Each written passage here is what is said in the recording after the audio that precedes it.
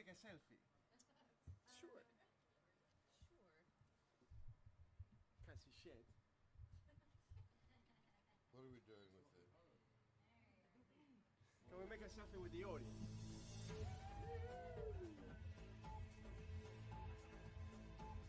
are we doing with it? Just go to Instagram, man. I have so many followers. You're gonna fucking love it.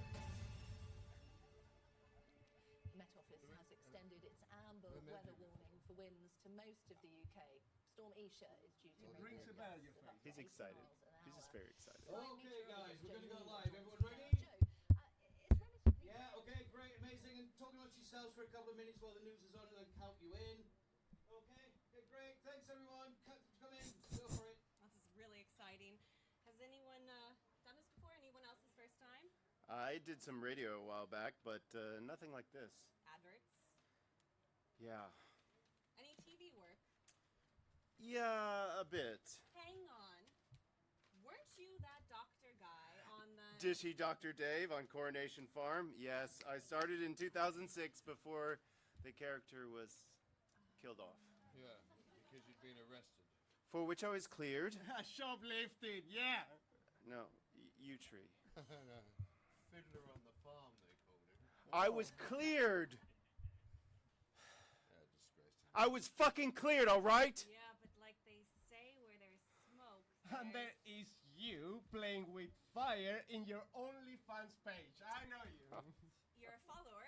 I'm a big fan, but only on free mode. I never pay for the good stuff. Okay, a lurker. Oh, yes. I remember you.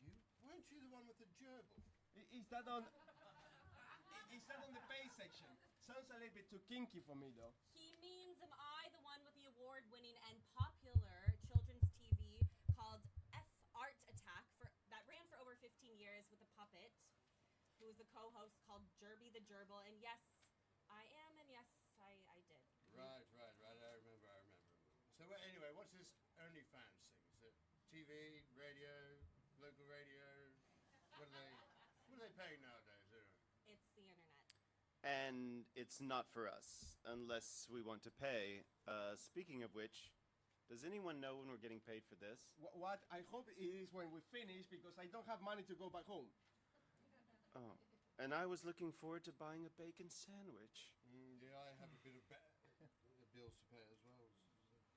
The Met Office has extended its Okay, guys, we're weather in about warning 2 for minutes, winds so to make sure most you of the get UK. a hand. Storm Isha Well, is live due to fully bring on in standby gusts now, of counting up down to from 80 miles 10. an hour.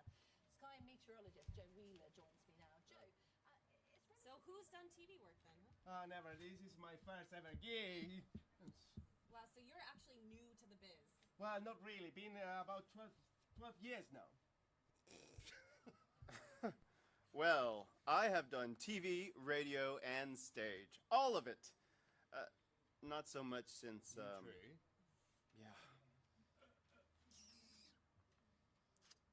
Yeah. I was on TV for a while. You know, soap opera. It's very lucrative work. It's quite rewarding too. Which show? Sons and Daughters. Prime time? Define prime. Fuck off, you know what it means. It was daytime.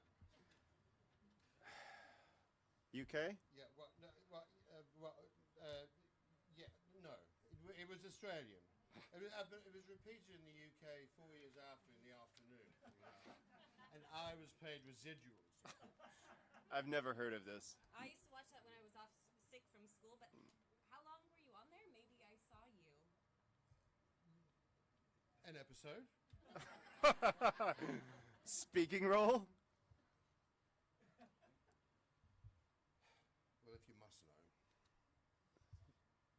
A pint of 4X, please, Mr. Wilkins.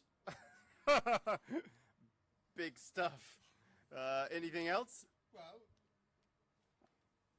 radio, Plays? ads, local radio, internet radio,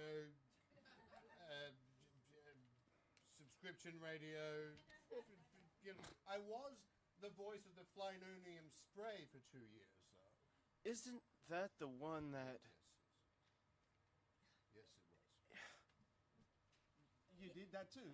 I think it became one of those viral drinking games, like Tide Pods. Loads of kids died, and the product was discontinued. Yes, and my voice is once again left open for rent like the zipper of a cheap Soho rent boy. Yeah, you did that too. Huh? Oh, no, never mind. God. And now on BBC Radio 4, I don't know what we have this the is gonna first be like. part in our 4-part afternoon play, Murderous Intent. Okay, guys, we're going live. Starring Rhoda Haviland, Cece Marshall, Thomas Pearson, and Martin Eylis.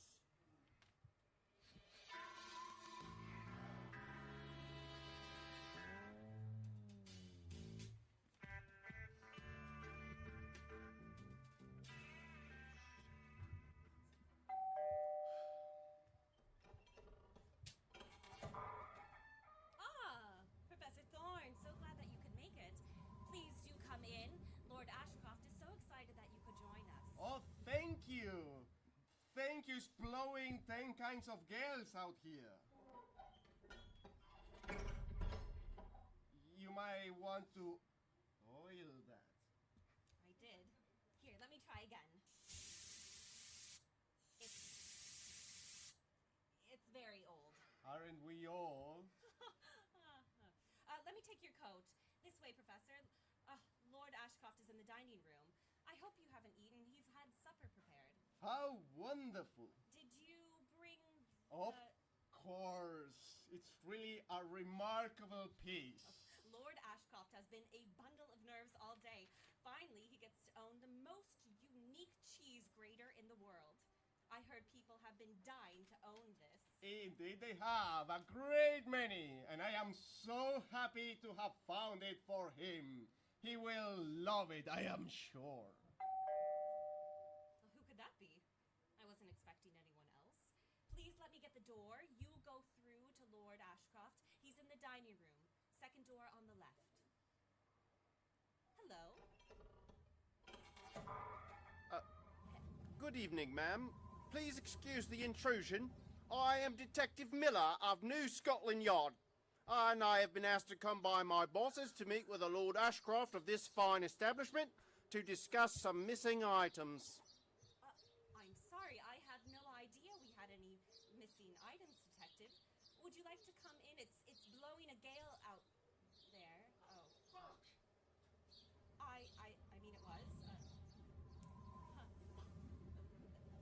There it is again.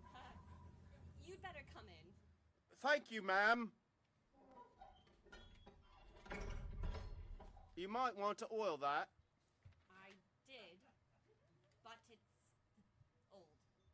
Detective Miller, would you like to follow me? Lord Ashcroft is in the dining room. Have you eaten? I'm sure we can find another plate for you if you are hungry. Maybe later, ma'am. If we can get through the details of Lord Ashcroft first, that would be most preferable. Of course. Follow me.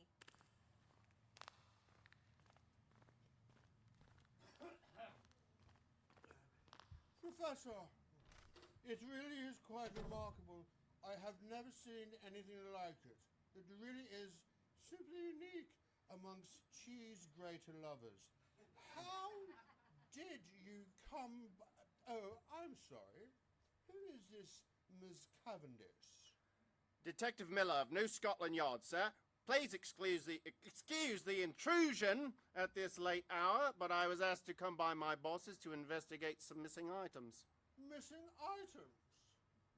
Do you know anything about this, Miss Cavendish? Not at all, sir. Well, Detective, it seems you have a wasted journey.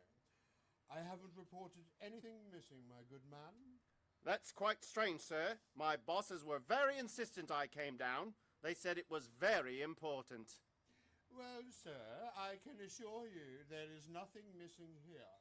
But if you are looking for a mystery this evening, perhaps you would like to take a look at this. Well, what is that, sir? The cheddar shredder of Charlie Magny. Charlemagne. I'm sorry? Charlemagne, that's how you pronounce it? All right. I see. It's a cheese grater. Ah, yes, a quite unique piece and certainly sought after by the world's leading cheese grater aficionados, like Lord Ashcroft here. And you are, sir? This is Professor Thorne. Thorn. I'm sorry? It's Thorn. The TH and E are silent. Thorne. Ah, I see. This is Professor Thorne, the world's #1 historian of cheese graters. He's here to finally give me this remarkable piece. Lord Ashcroft has the world's largest collection of cheese graters. Unofficially, the chaps from Guinness still haven't been around to count them all.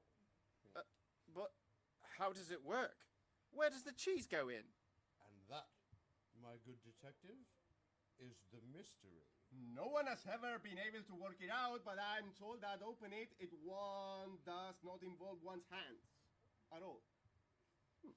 So, how much is this one worth? It's hard to say. For Lord Ashcroft, it's priceless. For anyone else, probably a few million. Is that how much you've paid for it?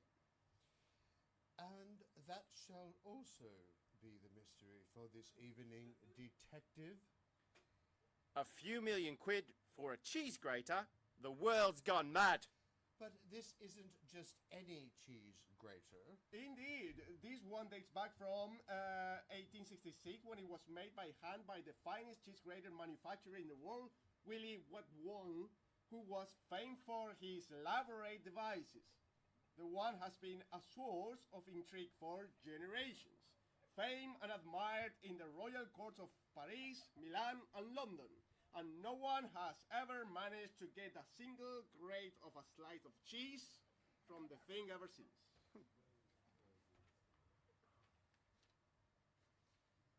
Who the hell's line is this? Oh, I'm sorry. It's all. It's all in the craftsmanship and intrigue. But I am sure Lord Ashcroft will be able to work it out. The answer must be on the tip of his tongue, shall we say. I'm sorry, Professor. Lord Ashcroft, did you really call my office for me to solve this? Of course not. I had no idea you were coming. But we are just about to eat supper. Why don't you join us? Not while I'm on duty, sir. A drink, then. Surely that's allowed. Yes. Okay, then. Just a glass of water. Water. Ducks fat in water. Champagne, good detective. That's what we drink here. But I am on duty, sir. A one-glass detective. I promise we won't tell anyone. Of course. Yes, please. Have we got the sound effects going on, or will we just skip by them? And, okay. And one for yourself, Ms. Cavendish. Oh, thank you, sir. Right, no sound effects. Is this live? Oh! It's a bloody good thing we're not doing it live, isn't it? So, Professor Thorne, tell me more about that, oh shit. So, let's go back. So, Professor Thorne, tell me more about the cheddar shredder of Charlemagne. Well, like I said, it dates back from 1766 when it was made by hand by the finest cheese grater manufacturer in the world, Willie Wetwong, who was famed for his oversized... Cheers, detective. And don't look so glum. Sorry, ma'am. It was quite the train ride, and I had to walk the last few miles here. Oh, yes, the taxis around here are quite unreliable. If we had known you were coming, we could have sent a car. Thank you, but I just feel like there's something I am missing. About us not missing something? Indeed. You know, the champagne is going right to my head. Another one of these and I could confess to anything. Is there something you need to confess to, Miss Cavendish? Not yet. But I'm sure if I keep drinking this, you may want to take my notes down and my particulars down later.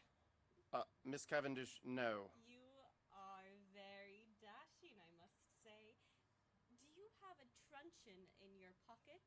Or are you just pleased to see me? Miss Cavendish, no. Oh, boo. One more, detective. No, Miss Cavendish, and I think you may have had enough too. I like the bubbles. And I do like a man in uniform. Miss Cavendish, stop. I am a happily married man. Like that's ever stopped me. And what is going on here? You look quite conspiratorial. Sorry, Lord Ashcroft. I think the bubbles have gone right to my head, and I haven't eaten anything all day, so...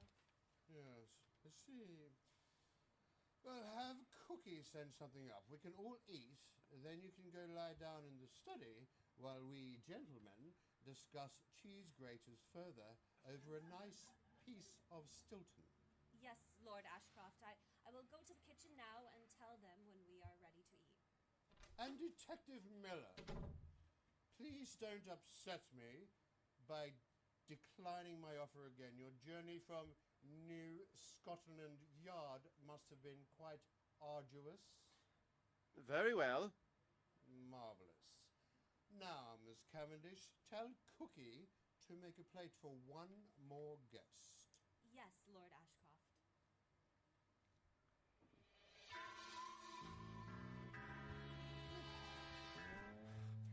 Is that alright? Okay, guys, that's I been don't great, know about but tech up Tom, there. what the fuck is that accent? When did you become Dick fucking Van Dyke? Well, dear boy, I am an actor, and I assume because I was a London detective. It's New Scotland Yard, you bellend. They hire foreigners now. Sort it out. Got it. Are we going from the top again? It's fucking live. No, just make it work. Oh, shit.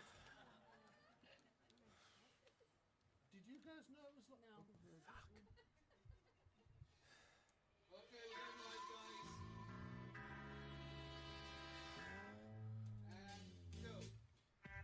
Well, that was a splendid repost. How was your soup, Detective Miller? Oh, yeah, yes. It was really good, very good, man.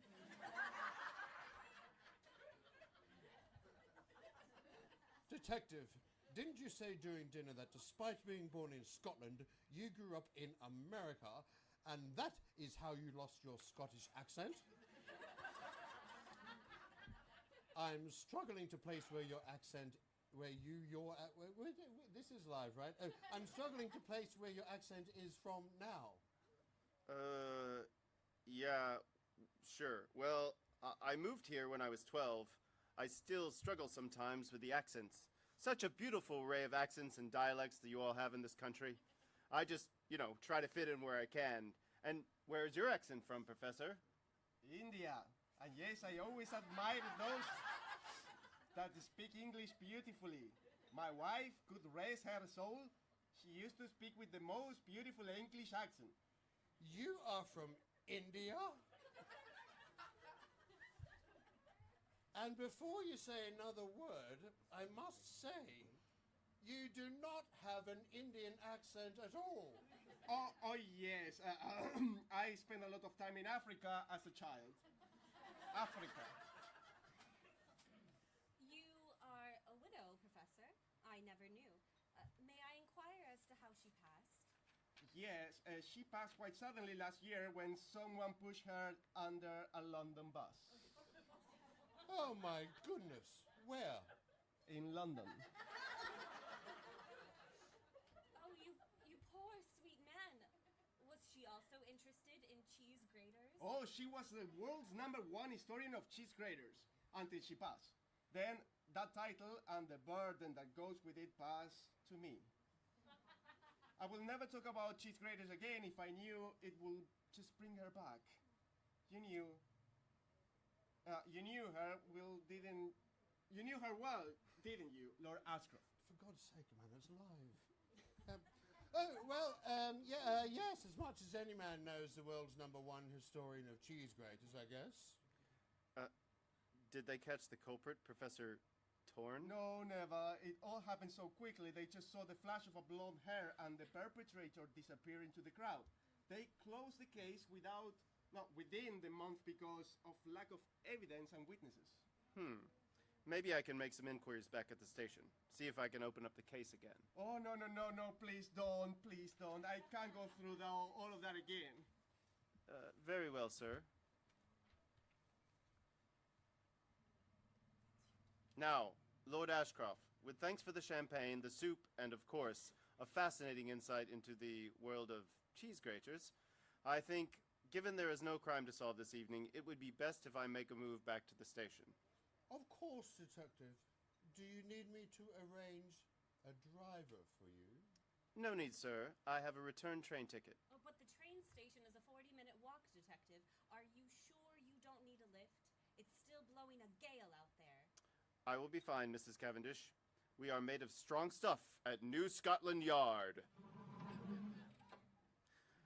I will be off then. I want to check up. I turn my car lights off. I will walk you to the door, Detective. Very well. It was nice meeting you, Detective. I really hope that you don't feel like you have made a wasted journey. An evening is never waste when it involves talking about cheese grater.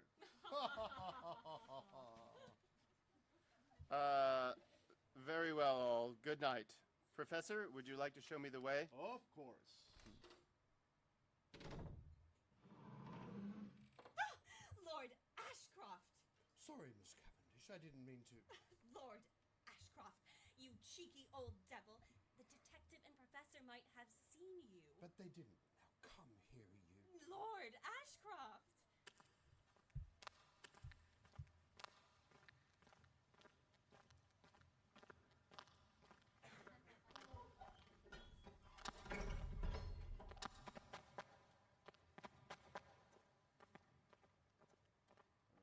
There is something very strange about those two, Detective.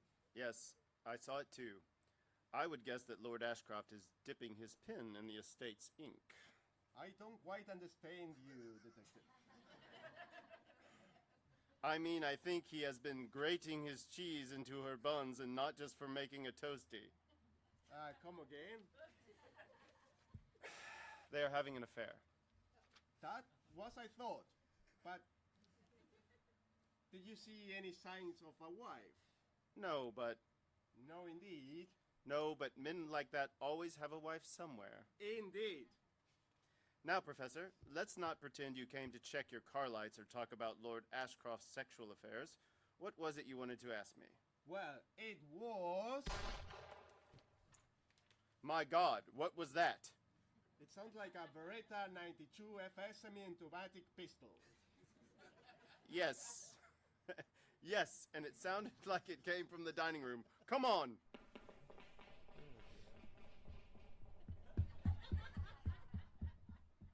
This is Detective Miller of New Scotland Yard. Put down your weapon! Detective Miller, it's Lord Ashcroft. I'm afraid he's been shot. I think he's dead. Miss Cavendish, put down your weapon! Detective Miller, I don't have a weapon. What? Detective Miller, I don't have a weapon. Miss Cavendish, I'm coming in. Oh my God! He's Dead! And Miss Cavendish, you have blood all over your face. She fucking shot him. Straight through the balls. I didn't do it. I swear. It was the cheese grater. The cheese grater? Yes. When he heard the professor say it couldn't be opened by hand, he sort of assumed it was a riddle. So he tried to open it with His cock? Yes.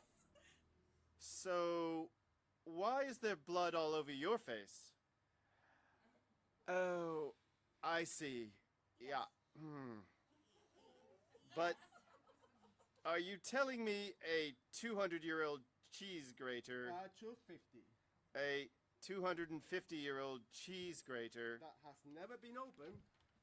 That a 250-year-old cheese grater has never been opened was somehow rigged to explode with the ferocity of a Beretta 92 FS semi-automatic pistol when someone inserted their phallus? Yes. Well, be that as it may, but seeing as you were the only one in the room, Miss Cavendish, I am placing you under arrest for the murder of Lord Ashcroft with a cheese grater in the dining room. You have the right to remain silent. I didn't do it. I swear. I didn't do it. You have the right to an attorney. But I didn't do it. Professor, please go outside. This is a murder scene now, and I can't have the risk of her later saying you tampered with the evidence. And here, take this. Call this number on my card and ask them for New Scotland Yard Homicide Division. Tell them who you are, where I am, and ask them to send a team right away. Of course, detective. Detective, please, I didn't do it. I swear. I know, but we need to make the killer think they got away with it. Because, look right here. There's a hole in this window. I don't think the murderer used the cheese grater at all. I think they shot him through the window. And through his balls. But, detective, who could do that so accurately and miss my head? Less than 1 inch.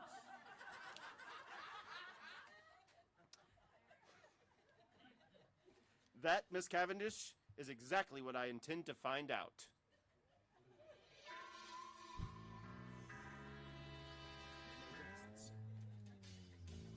You have been listening to Murderous Intent, starring Paul de Havilland as Lord Ashcroft, C.C. Marshall as Miss Cavendish, Thomas Pearson as Detective Miller, and introducing Martin Eyles as Professor Thorne. Thorne.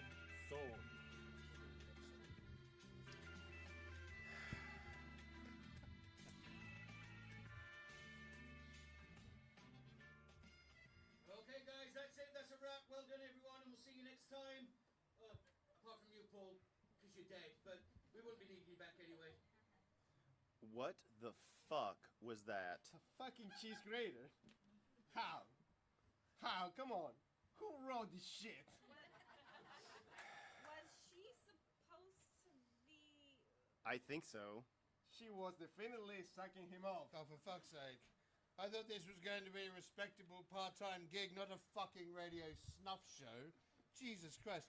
I have a paid 2-week Hamlet at Queen Vic coming up. Writing on this. Don't you mean the old Vic? Do I? No, the Queen Vic. Off Shaftesbury Avenue. You know, it's a small theatre attached to a pub. And like all those, it's a shithole. But it's a paid gig. Can't you do more adverts? Yeah, you could always try more adverts. Oh, fuck off. I thought this was going to relaunch my career. What a fucking waste of time. What career? You had a walk-on part 20 years ago and some adverts on local radio. Have you tried getting some TV work? With his face? Not a chance. Yeah, I can see that. You know, you can all just fuck right off. What about some porn? Listen, you, with your 12-year career and 1 paid gig, and you're criticizing me, you fuck. Oh. I don't do porn. Anyway, she does porn. She's on OnlyFans. But one of those celebrity TV shows. I'm a celeb or whatever. Are they a thing? You have to be at least slightly famous. Yeah, right. Okay, everyone, if you head down to reception and sign yourselves out, then make sure you get paid within the next 28 days. Thank you, guys. 28 days? I haven't even got my bus fare. Can I get a lift? I'm going in the opposite direction. Yeah, me too. You don't even know where I'm going. Tom, Yeah, I'm going to the pub. can I come? You said you don't have bus fare. And I only have enough for a pint, so no. Puta madre, motherfuckers.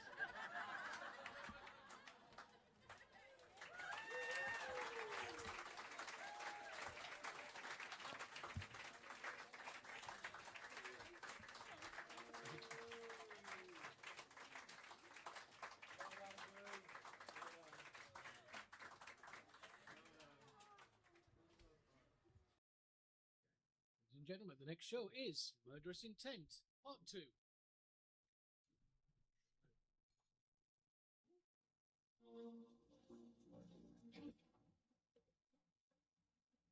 The Met Office has extended its amber weather warning for winds to most of the. Welcome back, everyone. Good to see some familiar faces and some new. Okay, we're waiting for one more person to turn up, so we're going live. Yes, Tom, it's live in about 5 minutes. So have a look through those scripts and just do whatever you have to do, and I'll be back shortly. No Cece with us this time? Looks that way. Where is she? Apparently, she's having to phone her performance in, pretty much like everyone else around here. But she has a big group booking with her fans, whatever that means. Well, you know what that means. I don't even know who she is. All right, she's some wash-up children's TV presenter that now has an OnlyFans page. So, you know what that group booking means. That's disgusting. Oh, come on. Did you take a look at her pages? Only the free stuff. we all have to make a living, Tom. So you two were in the previous episode. Want to fill me in on what happened? Who are you playing? Some police woman, Constable Williams. She wasn't in the last episode. I'm playing the professor. I'm the detective. So this is a murder mystery. You could say that. It's more of a hurriedly cobbled together snuff piece that had the victim shot. Through the cock. Through the cock. By an unknown killer. Exactly, but at least we get paid. Did you get paid for the last one yet? Yeah, what about you? Yeah, $25. What? How much did you get paid? 200. Troy, la puta que te remil parió, Troy. What the fuck?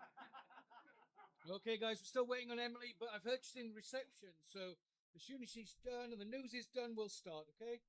I wonder who this Emily is. Probably another young wannabe star on the slippery ladder to stardom, whose dreams will be cruelly crushed by false accusations and a police inquiry. Hello. Oh, darlings, I'm so sorry I'm late. Terrible traffic. And then some overly officious-looking oink on reception who didn't recognize me and demanded to see my ID. Oh my God, I love you. You're Emily Marcus. You played that woman in. Yes, I am. I played Miss Shirley Watts for 45 years in the world's longest-running soap opera, Coronation Farm. Oh. You? Fucking hell! You were allowed to be acting again? I thought you'd be locked up. You guys know each other. We worked together on Coronation Farm. Although, to be honest, he was more wooden than the set. And you grasped me up for, I caught you red-handed. I was rehearsing with her. You had your hand right up her. I was in character. I still hear her bleats. I was in character. You played a fucking pediatrician. Oh my God, Tom, I bloody caught you fisting a fucking baby goat. Of course, you're the kiddie fiddler on the farm. I knew I recognized you. I was fucking cleared, all right? I cannot believe I am working with you again. Wait till I get a hold of my agent. And now on BBC Radio 4, we have the second part in our 4-part afternoon play, Murderous Intent, starring Emily Marcus, Courtney Webster, Thomas Pearson, and Martin Islas. Isn't that Paul? Yeah, I thought that. Why the fuck is that pumped up prick doing the continuity? Of course, I should have been in this as well, but oh no. They had to have me fucking killed off, didn't they? Shot through the cock, of all things. I'm a laughingstock now, aren't I? And I lost a paid gig at the Vic for that piece of shit. Okay, guys, we can go live after the theme tune and recap, so get ready.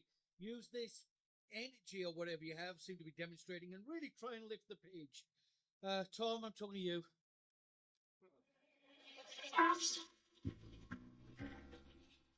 Of course, I should have been in this as well, but oh no.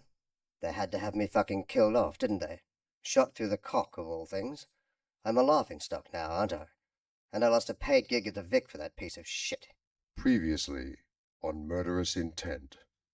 What a load of shite. I'm so glad that you could make it. Please do come in. Lord Ashcroft is so excited that you could join us. Oh, Detective Miller, New Scotland Yard, sir. Thank you, flowing. Thank you. Intrusion at this late hour, but I was asked to come by my bosses to investigate some missing items. Anything about this, Miss Cavendish? Not at all, sir. Well, Detective, it seems you have a wasted journey. Do not! He is dead! And Miss Cavendish, you have blood all over your face. She fucking shot him straight through the balls. Okay, guys, here we go. Get ready. He's counting down from 5. And we should be on ad now.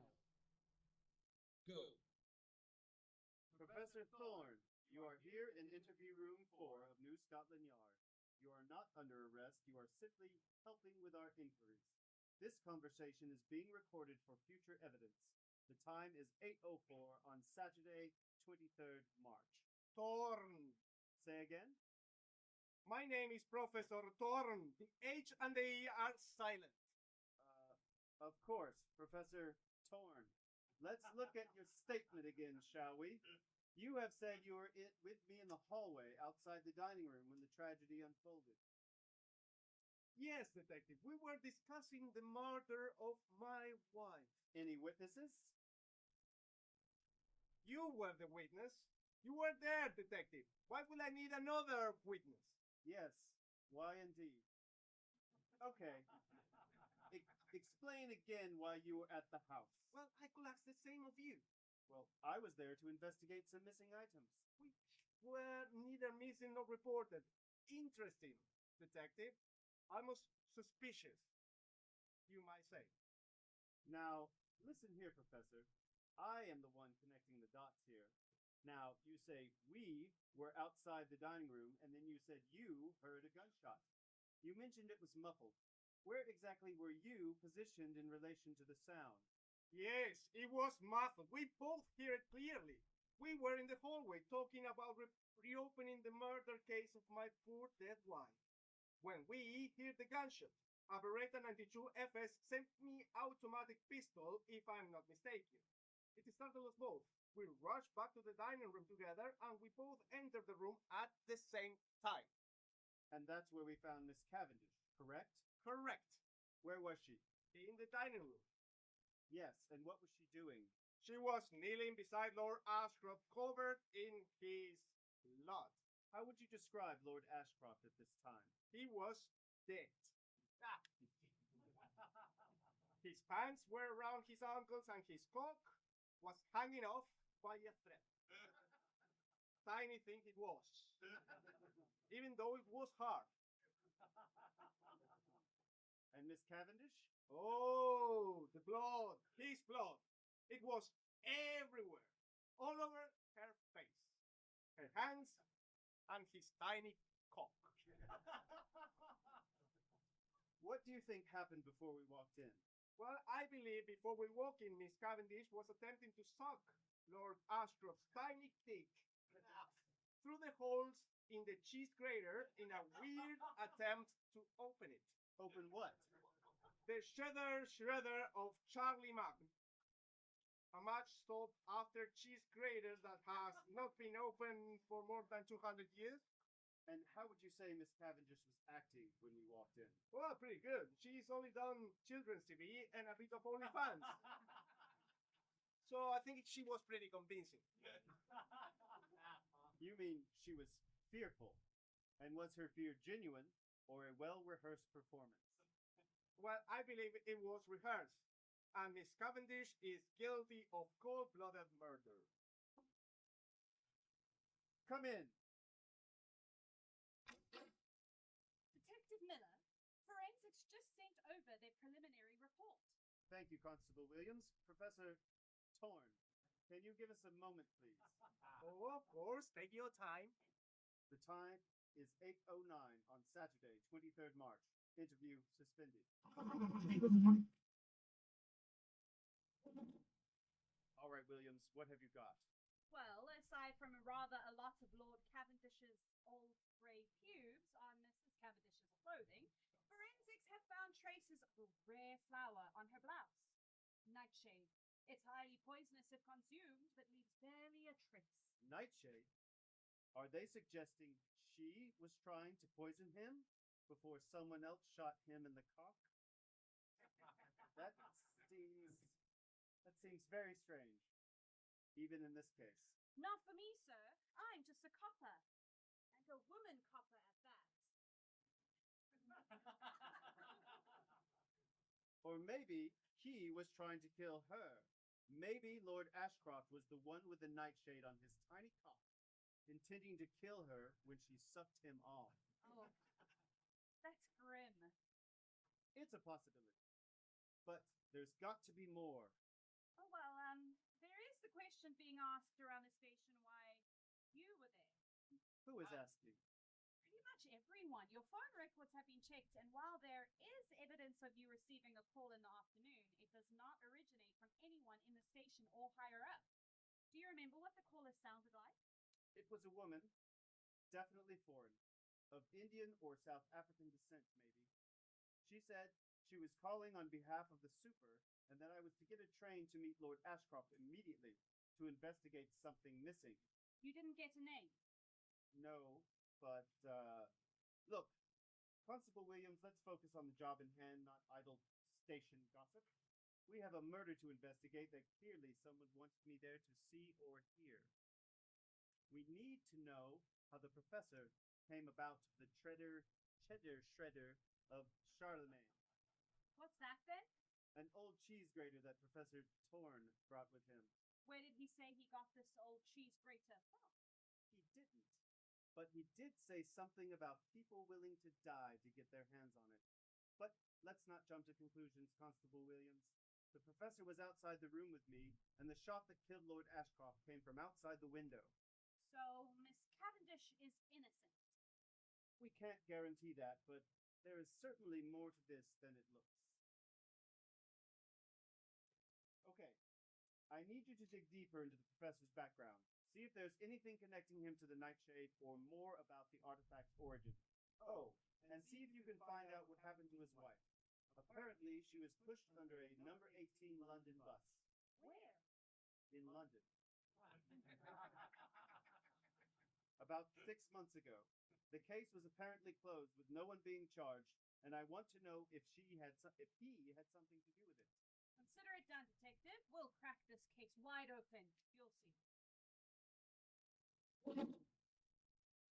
The time is 9:18 a.m. on Saturday, 23rd March. Interview is resuming. Professor Torn, take a look at this photo. This is the cheese grater of Charlie Magny, right? Yes, the shredder of Charlie Magny. Not Charlemagne? Interesting. Tell me more about how you became the world's leading historian of cheese graters without knowing how to pronounce the names correctly. Well, when I was growing up in Argentina, I found a very small antique shop. And inside they had an array of very old cheese graters. I was fascinated. I was hooked. I spent the next 49 years devoting my entire life to learning everything I could about them, which led me meeting my wife. Oh, what I will do to bring her back. Maybe murder someone? Oh, come on, Detective Miller. By the way, only asking, by the way, but where in Africa is Argentina? It is not. It is in South America. Indeed. So why did you tell Lord Ashcroft during dinner that you grew up in Africa? I must have been confused. It was such a long day. Come in. Detective Miller, you won't believe what I found. Thank you, Constable. Professor Torn, I will be back. Oh, take your time. The time is 9:23 a.m. on Saturday, 23rd March. Interview suspended. Shoot. It's about Professor Tom. Well, his background isn't exactly squeaky clean. Seems like he's had a run-in with the law in the past, smuggling artifacts, specifically antique cheese graters from Mesopotamia. And get this, there is no record of him ever taking any formal exams or anything like that at one of the universities that specialize in the history of cheese graters. I think he may be a fraud. I thought as much too. He knows fuck all about cheese graters or geography. But smuggling, you say? Anything related to the artifact he brought to Ashcroft Manor? Nothing yet, but it's a lead, right? And there's more.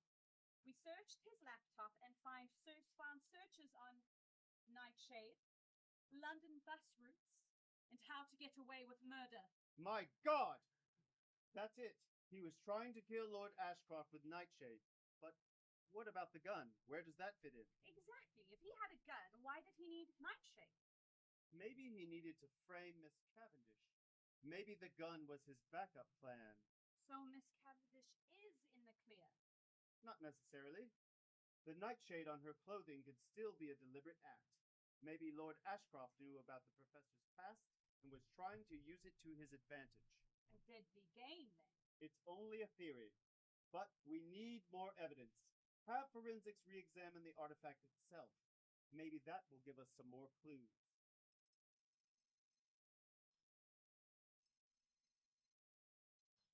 Oh, that's mine. Excuse me, Constable. Hello, Detective Miller here. Detective Miller, it's me, Miss Cavendish. May I speak with you? Go ahead, Miss Cavendish. Detective, I need to tell you something. It's about me and Lord Ashcroft. I'm listening. Well, if you hadn't worked it out by now, we were having an affair. I tried to end it, I really did. I even threatened to expose him to the tabloids and, well, cheese grater fan sites, but you also need to know I was not the first woman he had an affair with, and he was desperate to keep that one quiet. Oh, Miss Cavendish. And desperate enough to do what? He was sleeping with the professor's wife. But she's dead. What are you saying? I think the professor killed Lord Ashcroft. But why do you think that? I think he's a fraud. I don't even think he's a professor. I suspected as much when he didn't even know how to say Charlemagne. We're also investigating the professor's background, Miss Cavendish. Seems he has a history. I have to go, Detective. Goodbye.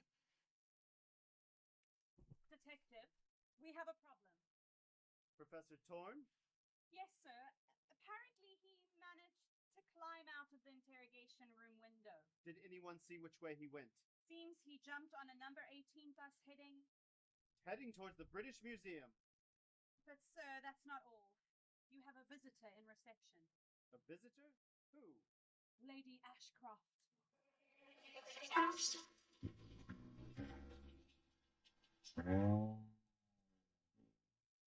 Okay, guys, quick commercial break and then we're back on. This is exciting. Oh, it's fucking ridiculous. The plot holes are all over the place. What prick wrote this, and why haven't I, because I'm Lady Emily Marcus, why haven't I had a single line yet? Are you not playing his wife? Oh, maybe, let me check. So I am. Silly me, yes. So I am the murderer. Looks like it, but Emily is right. This is fucking shit. I am rarely wrong, fiddler. Fuck off. Oh, come on, I like it. It might make me famous. Maybe in the next publication of the Rent Boy Times.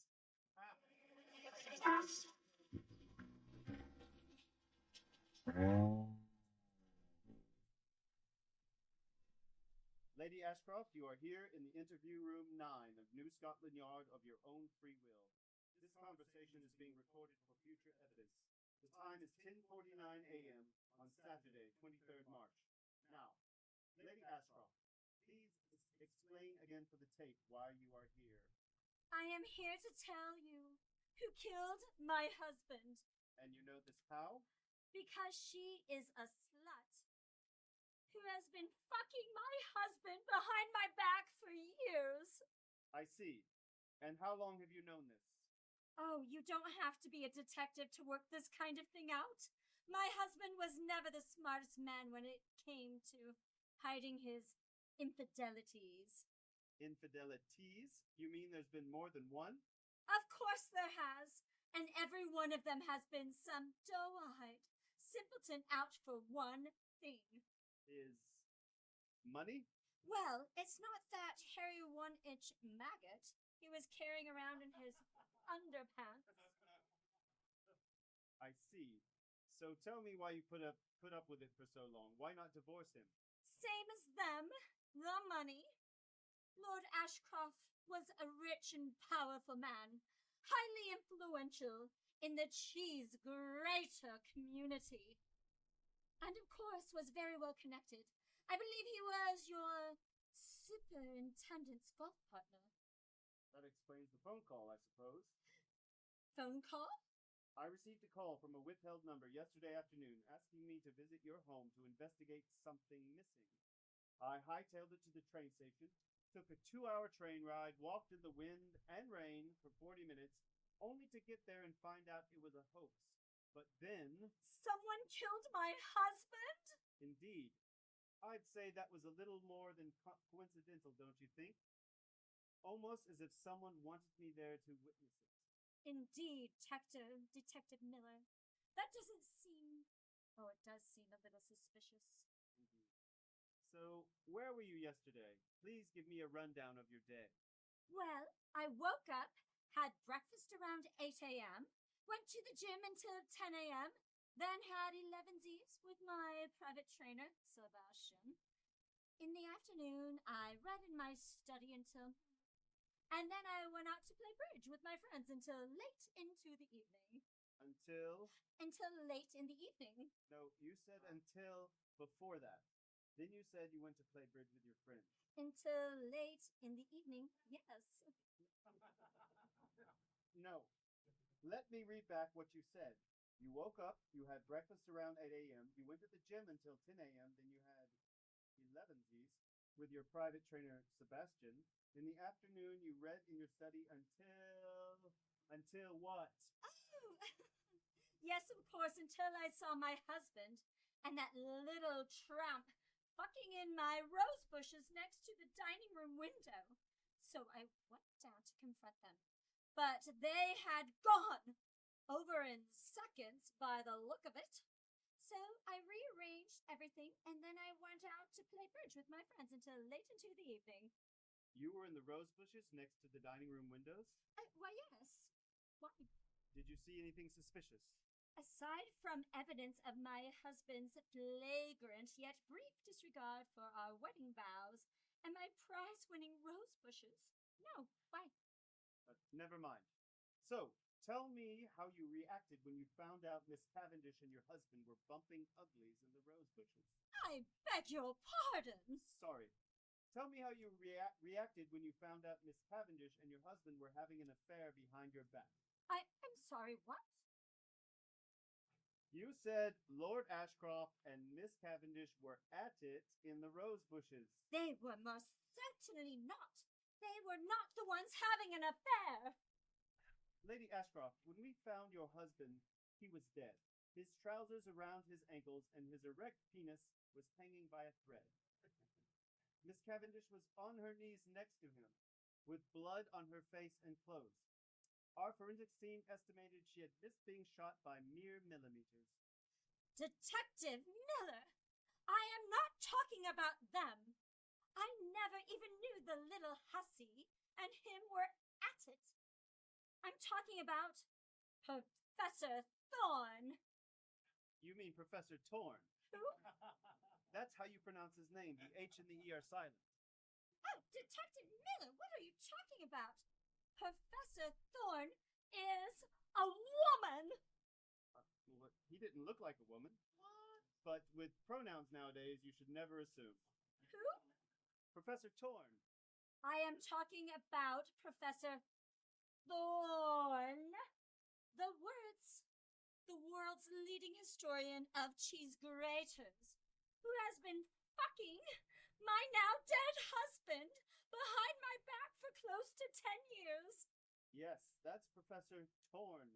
We had him in custody until about 20 minutes ago when he legged it. I had no idea they were both gay lovers. Detective Miller, I can assure you with absolute certainty that my husband was not gay. Professor Thorne is a woman, and she is, or should I say, was, the only reason my husband was obsessed by cheese graters for the last decade. Who the fuck are you talking about? Her husband? Or should I say, her widow? She's dead? Yes, she was pushed under a London bus. Where? In London. Where? 6 months ago. So why the fuck did I see her in my garden yesterday blowing my husband's tiny little 1-inch cock in the rose bushes?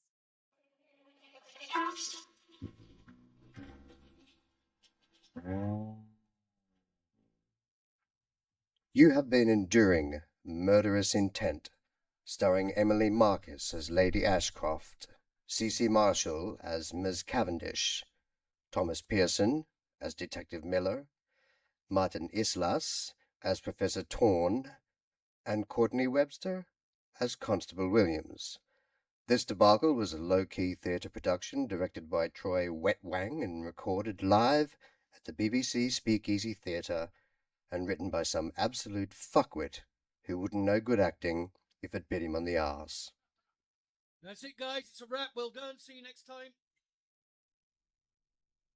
Oh, what the actual fuck was that? That's exactly what I said. This is fucking disgusting. Who wrote this shit? Oh, come on, I like it. Me too. Ruined. I'll never be hired on TV again. I'll be a laughing stock. Me too. Oh, fuck off. Like you ever had a chance on being on TV again, you goat fucking fisting sicko. Okay, everyone, if you head down to reception and sign yourselves out, we'll make sure you get paid within the next 28 days. Oh, again with the 28 days. I haven't even got my bus fare home again. Tom, can I get a lift home? I'm going to the pub. Can I come? Whatever. I'm not buying you one, though. You can watch.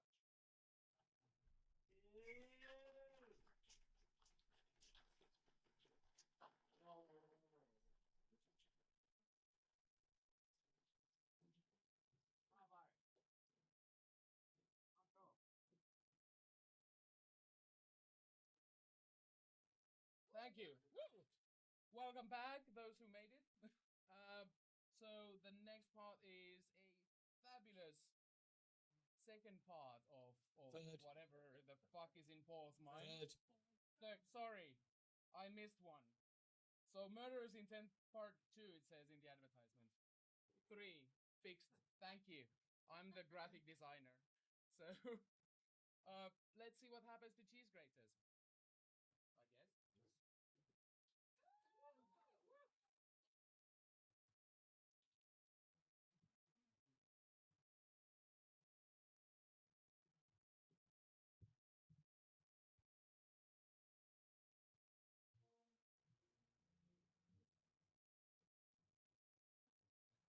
Met Office has extended its amber weather warning for winds to most of the UK.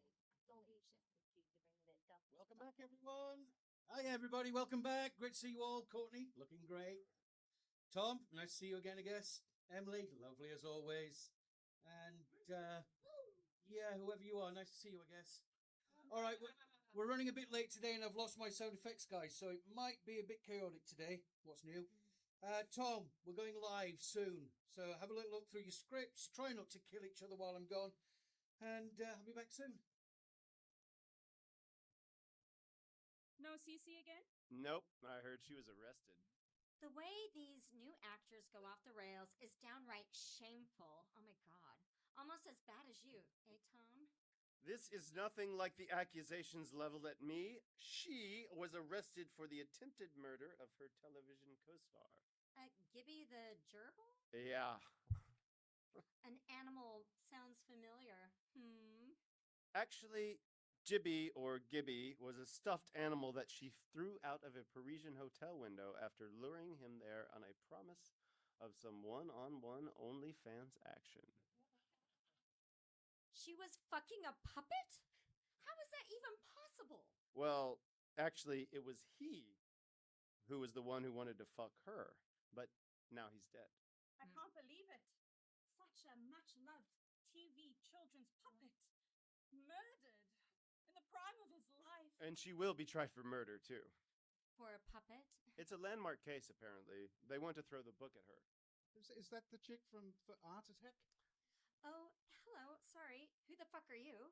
I'm Denver. I'm new. And what heinous crimes on stage have you committed to warrant being forced here to perform this god-awful, badly written shit? What do you mean, crimes? Oh, don't listen to Tom. He's fond of his own voice. The only one. And worried you didn't recognize him.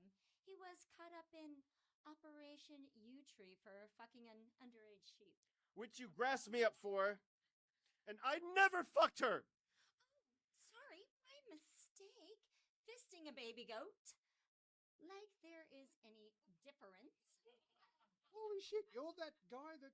Tom Pearson, a.k.a. the fiddler on the farm. Yes, that's me. But I was never charged. He has friends in high places. Fuck off. If the cap fits, Tom... Read about it. No, what happened? He got caught by one of the tabloids selling his ass around the park to some old fella. He said he only did it because he didn't have the bus fare home. Zero surprises there. So, Darren, was it? Who are you playing? It's Denver, like the singer. And I'm here to play the Chief Superintendent, Richard Head. Quite a sizable role, actually. I can't imagine why I'm called that. And what experience have you had? Did some stage work in the past. Haven't we all, dear boy? Ever been arrested? Oh, wait, there was that one time. Yeah. And now on Radio 4, we have the third part in our four-part afternoon play, Murderous Intent, starring Emily Marquis, Whitney Webster, Thomas Pearson, and Denver Boogaloo Gibson. Okay, guys, we go live. No recap this week, so just read through your script, thanks.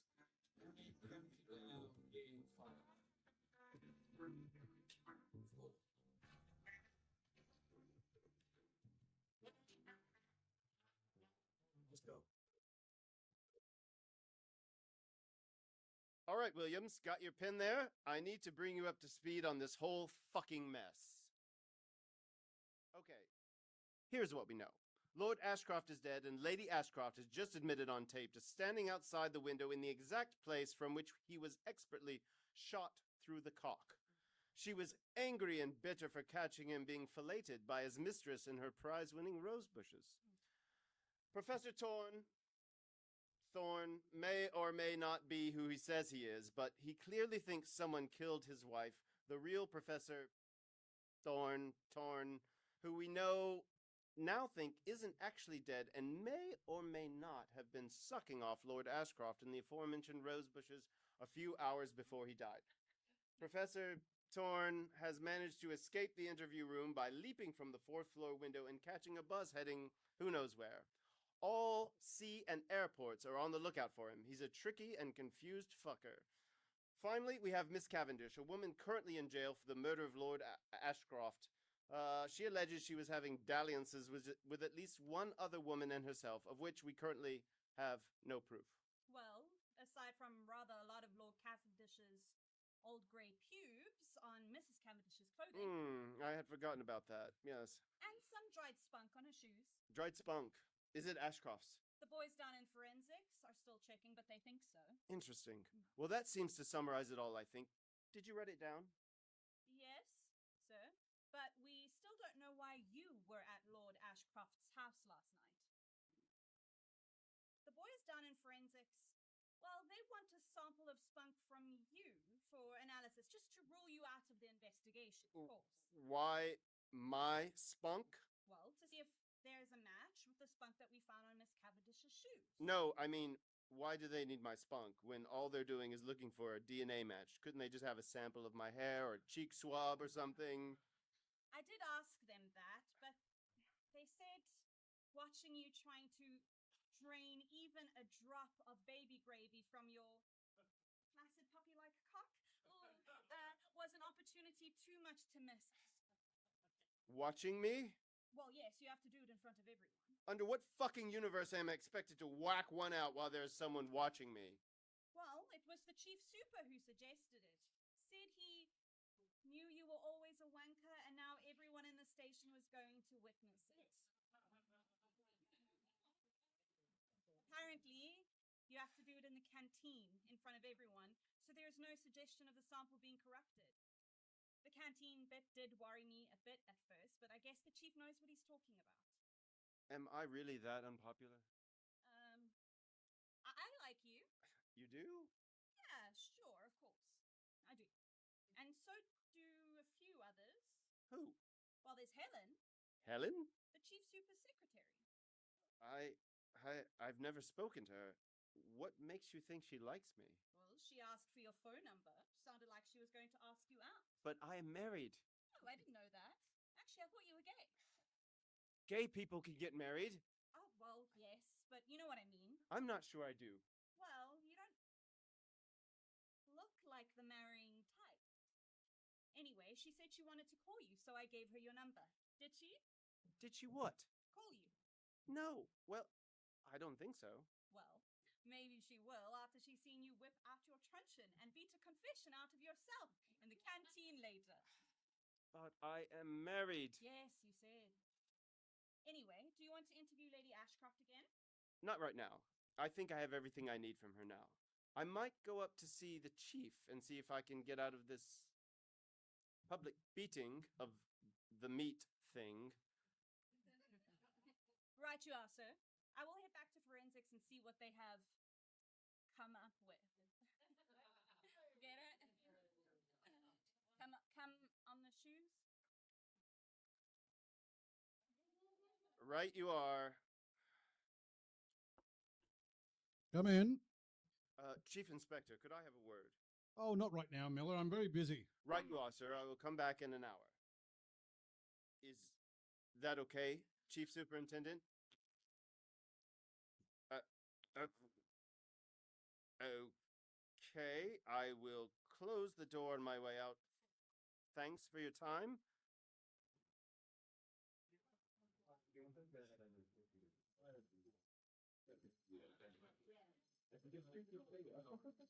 Miller here.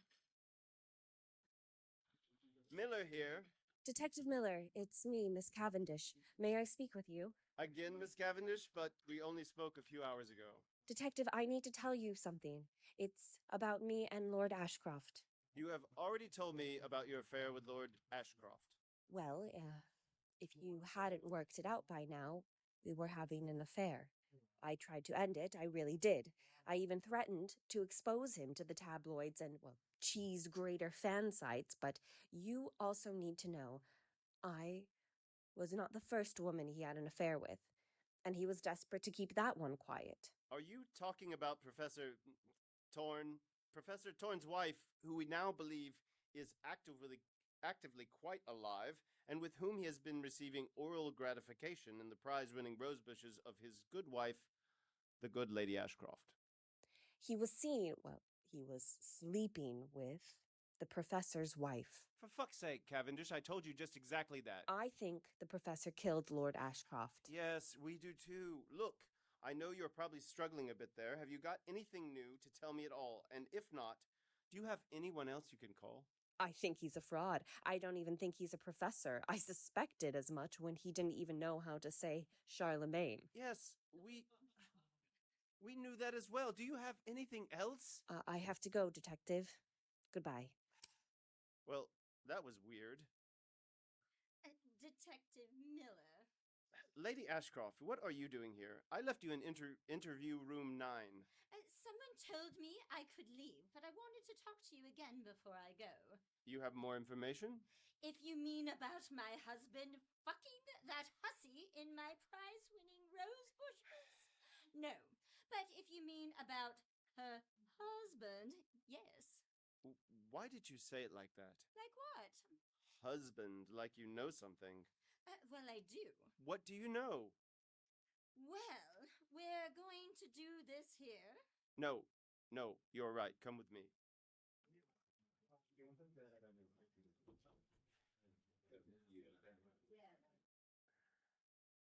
Lady Ashcroft, you are here in the interview room 9 of New Scotland Yard on your own free will. This conversation is being recorded for future evidence. The time is 12:33 p.m. on Saturday, 23rd March.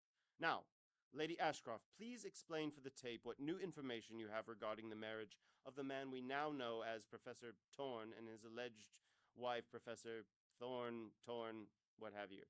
They were never married. Lady Ashcroft, are you sure? Of course I am. They were no more married than my husband was able to keep his micro-penis in his pants. So, why do you suppose Professor Thorne told everyone they were? Was she rich? Not really. She will have received some pocket money from my husband in return for her affections, I'm sure. And she probably had a healthy bank balance from the commissions she earned in securing more valuable items for him and other collectors. But I don't think she was rich. So what was it? Well, Professor Sheila Thorne mixed in a very powerful circle, and my husband was at the center of it. His connections and influence amongst the world's leading cheese grater aficionados was legendary. She was at the peak of her game. That, I think, was what he wanted. He was a collector?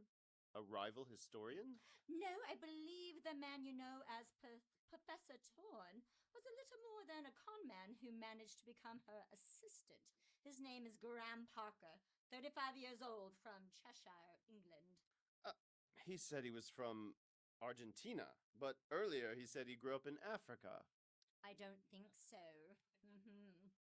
My connections tell me he is a con man through and through. He clearly managed to wrangle a position of her assistant, where he learned that the Holy Grail to the collectors of antique and rare cheese graters was the grand Cheddar Shredder of Charlemagne!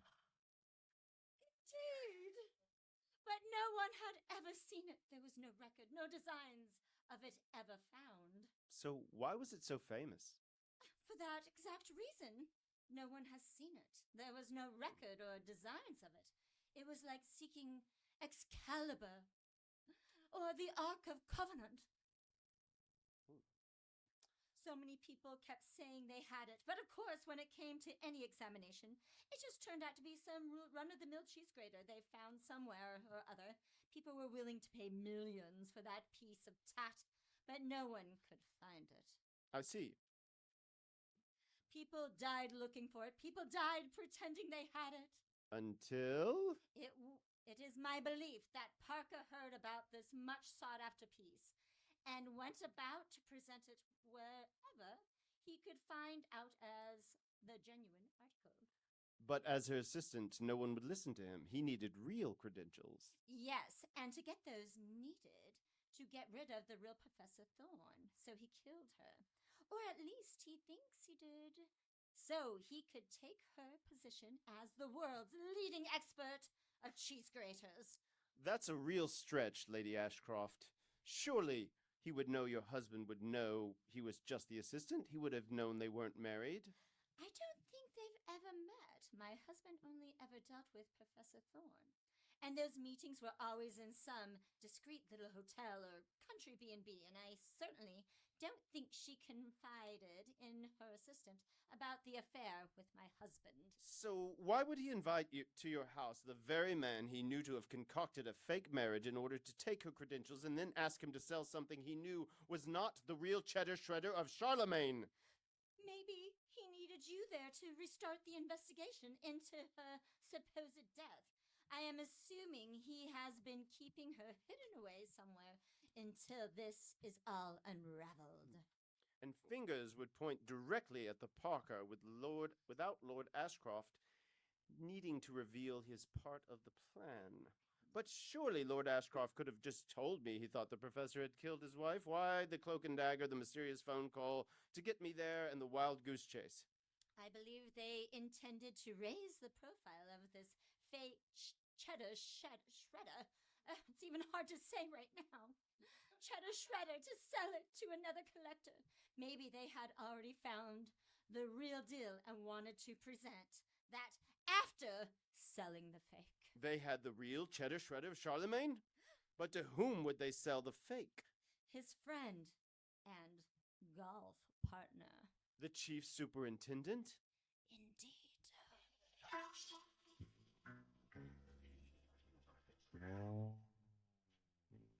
Okay, guys, we're going to take a quick commercial break. I'll tell you when we're back on. Well, isn't this exciting? It's still fucking ridiculous. The script is all over the place, and the plot holes are huge, and why are these pages stuck together? Does anybody know actually what the fuck is happening? Not a fucking clue, and I thought you said you had a sizable role. You have had, what, 2 lines? No. There's more right in the back here, right? Yeah. No, I've got. Oh, right. Yes, okay. So, do we know who the murderer is yet? I don't think they even know. I don't think the writer knows yet. I assumed this was written by AI. I had my suspicions too. Sounds about right. Computers are taking over the world. I don't even think that was really Morgan Freeman doing the intros. Is Troy even real? I'm real. Fuck off. Well, I still like it, and I think it might make me famous. Oh, I doubt that very much, dear. I have seen the listening figures, and I don't think they go past 40. Million? No. 1,000? No, just 40. 40. And according to the rumors, that was only because they forgot to turn the radio off in some old folks' home or something. Hey guys,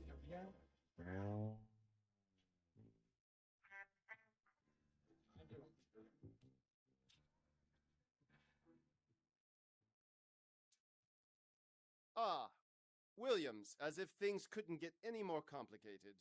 Yes, I heard about the chicken suit. Chicken suit? Oh, you didn't know? Please don't tell me that they want me wearing a chicken suit while I beat off into a cup. No. Thank God. They will have someone else wearing the chicken suit. They will be sat in front of you, so it looks like you're whacking off to that. Something about your love for KFC or something. For fuck's sake. If it helps, I offered to do it. Do what? Wear the chicken suit. Why would that help? Well, the alternative was an old tramp they have locked up. Do you think you could choke one out to that instead? Fuck my life. Okay, fine. If I have to do this, would you please be the one in the chicken suit? No problem, boss. So, what news did you have? Is it about the case? Yes, it's about the case. A fucking chicken suit? Fuck me.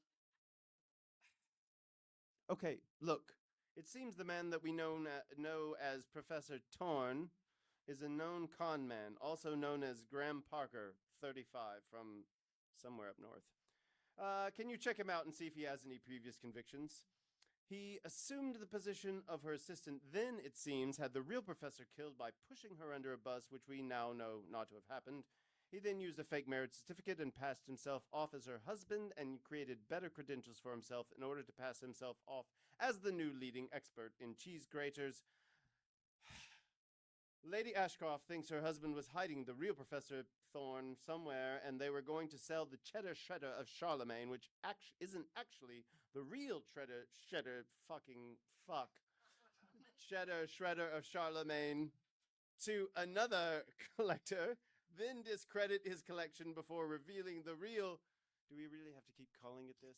Cheddar shredder of Charlemagne to the world. All this over fucking cheese grater. So, who killed Lord Ashcroft? I genuinely don't know.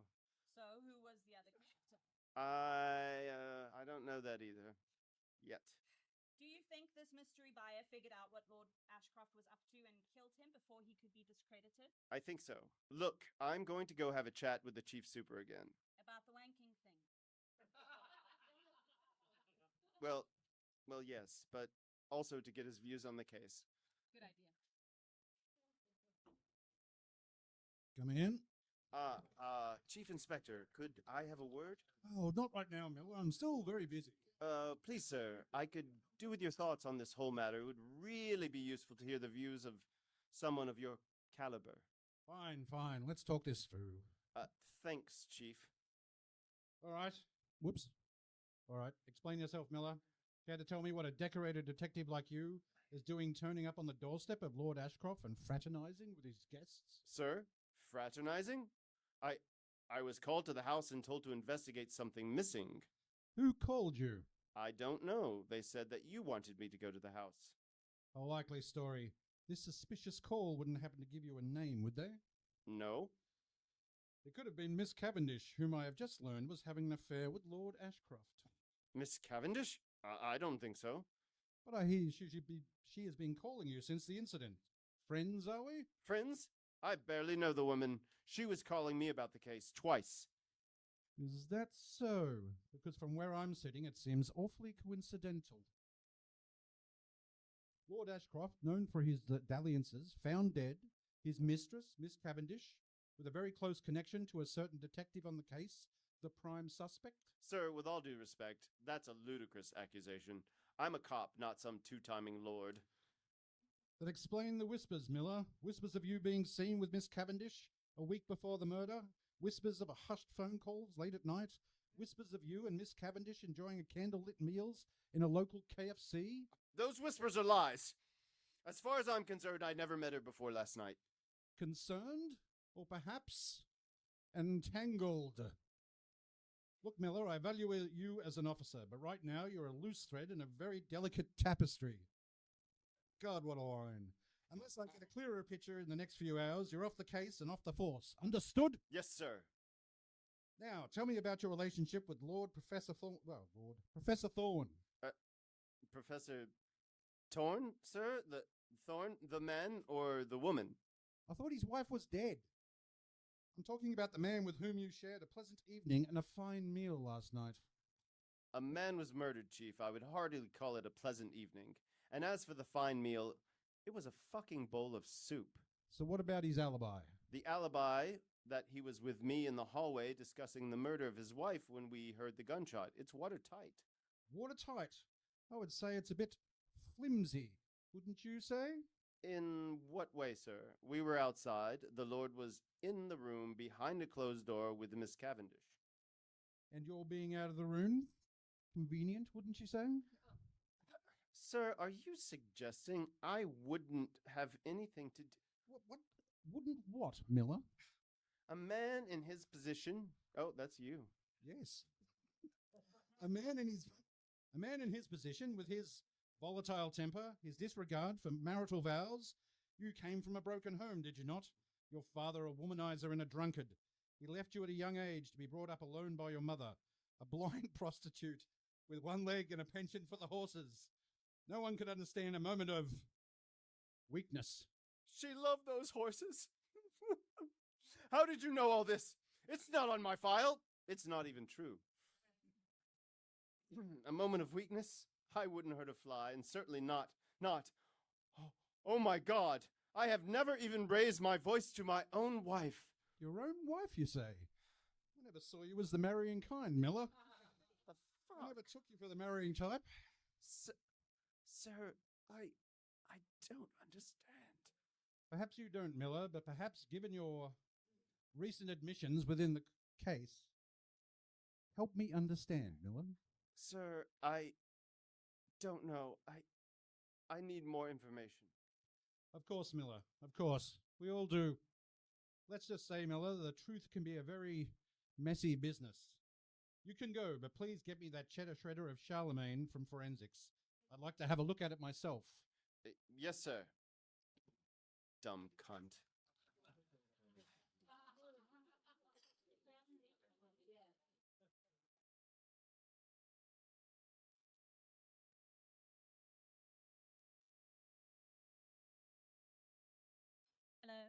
Williams, I need to meet with you, but not here. Meet me at KFC around the corner.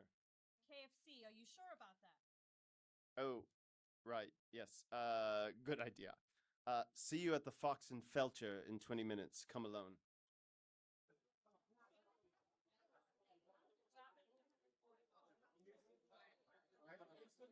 Williams, thanks for coming. Sit down. Before I tell you what I've learned, I need to know I can trust you. Because what I'm about to tell you might be life-threatening or worse, career-ending. Look, so I am flattered and everything, but I'm not interested in you in that way. In fact, I think I like girls. Really? Since when? Since you showed interest in me. For fuck's sake, how many times? I am married! I'm not interested in you like that, but I do like you as a colleague. I think you're a good copper. I think I am too. Even for a woman.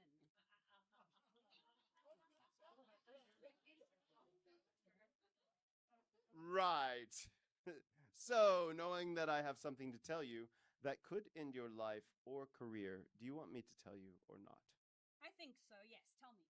I think the chief is part of this mess, and I think his involvement is more than just an interest in cheese graters.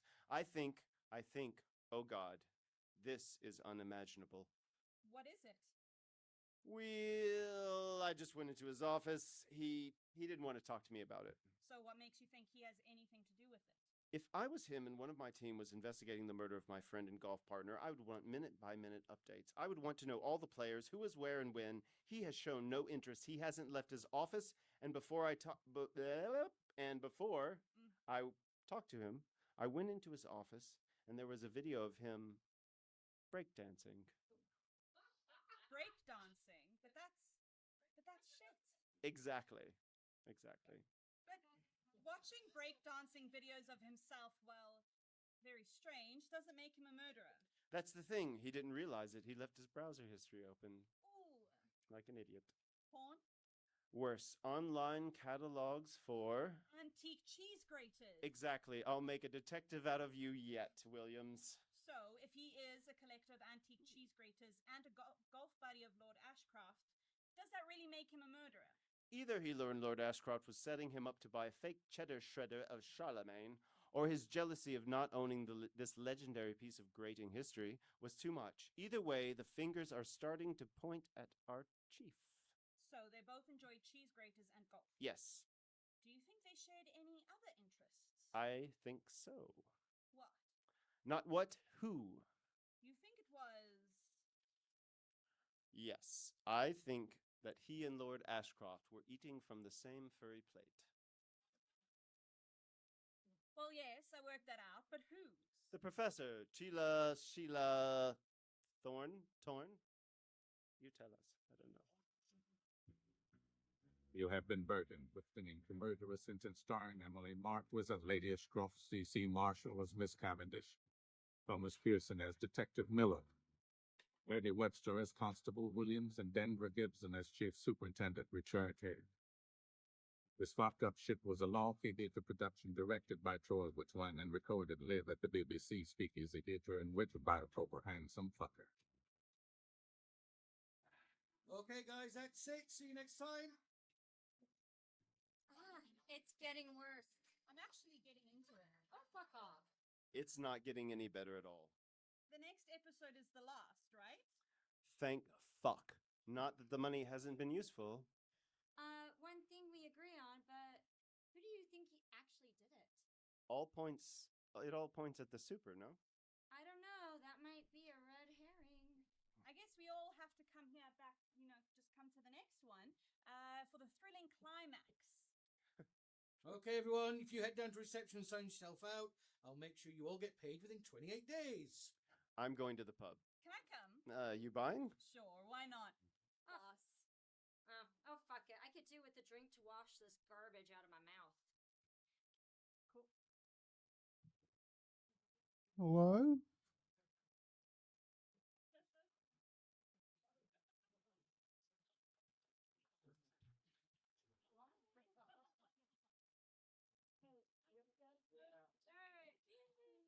Thank you.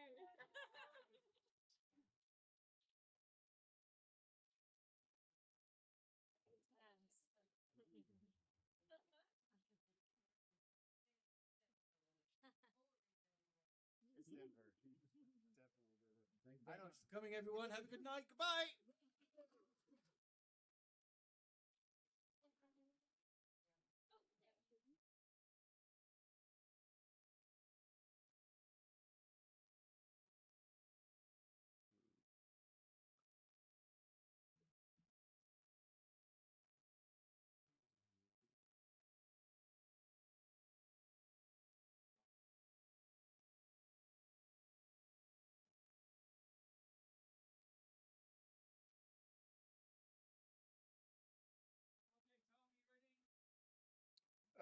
Yeah.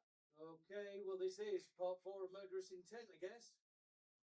Right, I guess we're going to start at some point. We're just waiting for Emily to turn up. No surprise. Yeah, no surprise. She's late. Go, Emily! If only it worked that way. A seismic based I took the music institute. 14 years of Tory rule came to an end. Labour now is on. Okay, well, I'm sure she'll be here in a second, Tom. No idea what she is. Yeah. Why don't you just read your script and wait for everyone to get here? Is that all right? Sure, why not? Well, let's stand there and look stupid for a minute.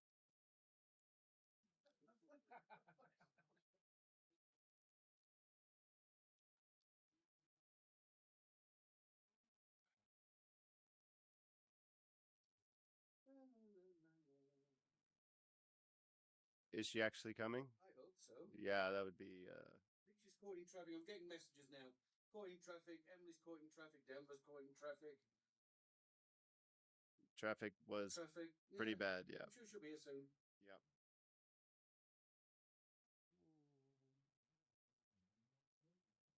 Well, let's play the theme tune again. She'll turn up then.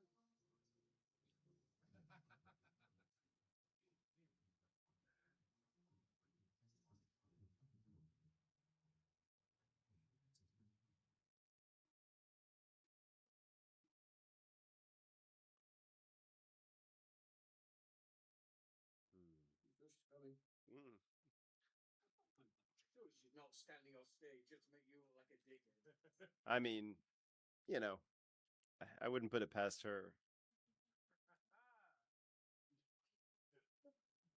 Yep. I don't know what she's waiting for.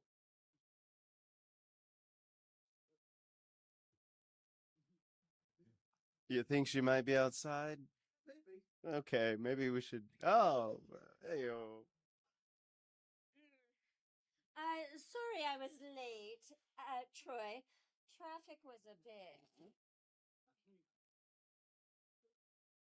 I'll just set this right here. Hi, Emily. Thanks for joining us. Oh, you. Oh, you. And no one else is here? Nope. Great. Okay, Courtney's just called. She says she's running late. Apparently there's some drunk psycho on the tube, and we've closed the station. So, yeah, we're just waiting. Great. Great. So. Don't bother. Yep.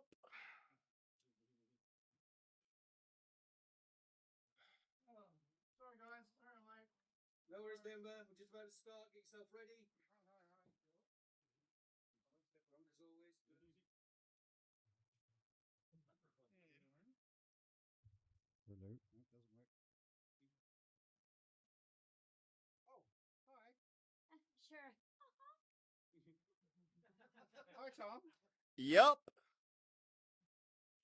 Frosty, I guess I'll just read my script then. Yep.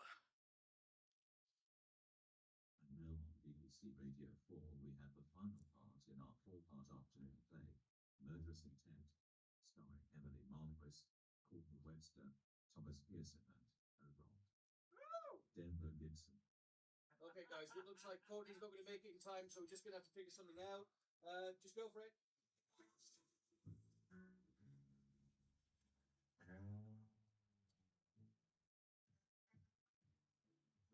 In 5, 4, and go. Lady Ashcroft, you are here again in interview room 11 of New Scotland Yard of your own free will. This conversation is being recorded for future evidence. The time is 17:45 on Saturday, the 23rd of March. Is this going to take long, Detective? Well, I'm happy to help with your inquiries. I would really like to know who killed my husband before the night is out.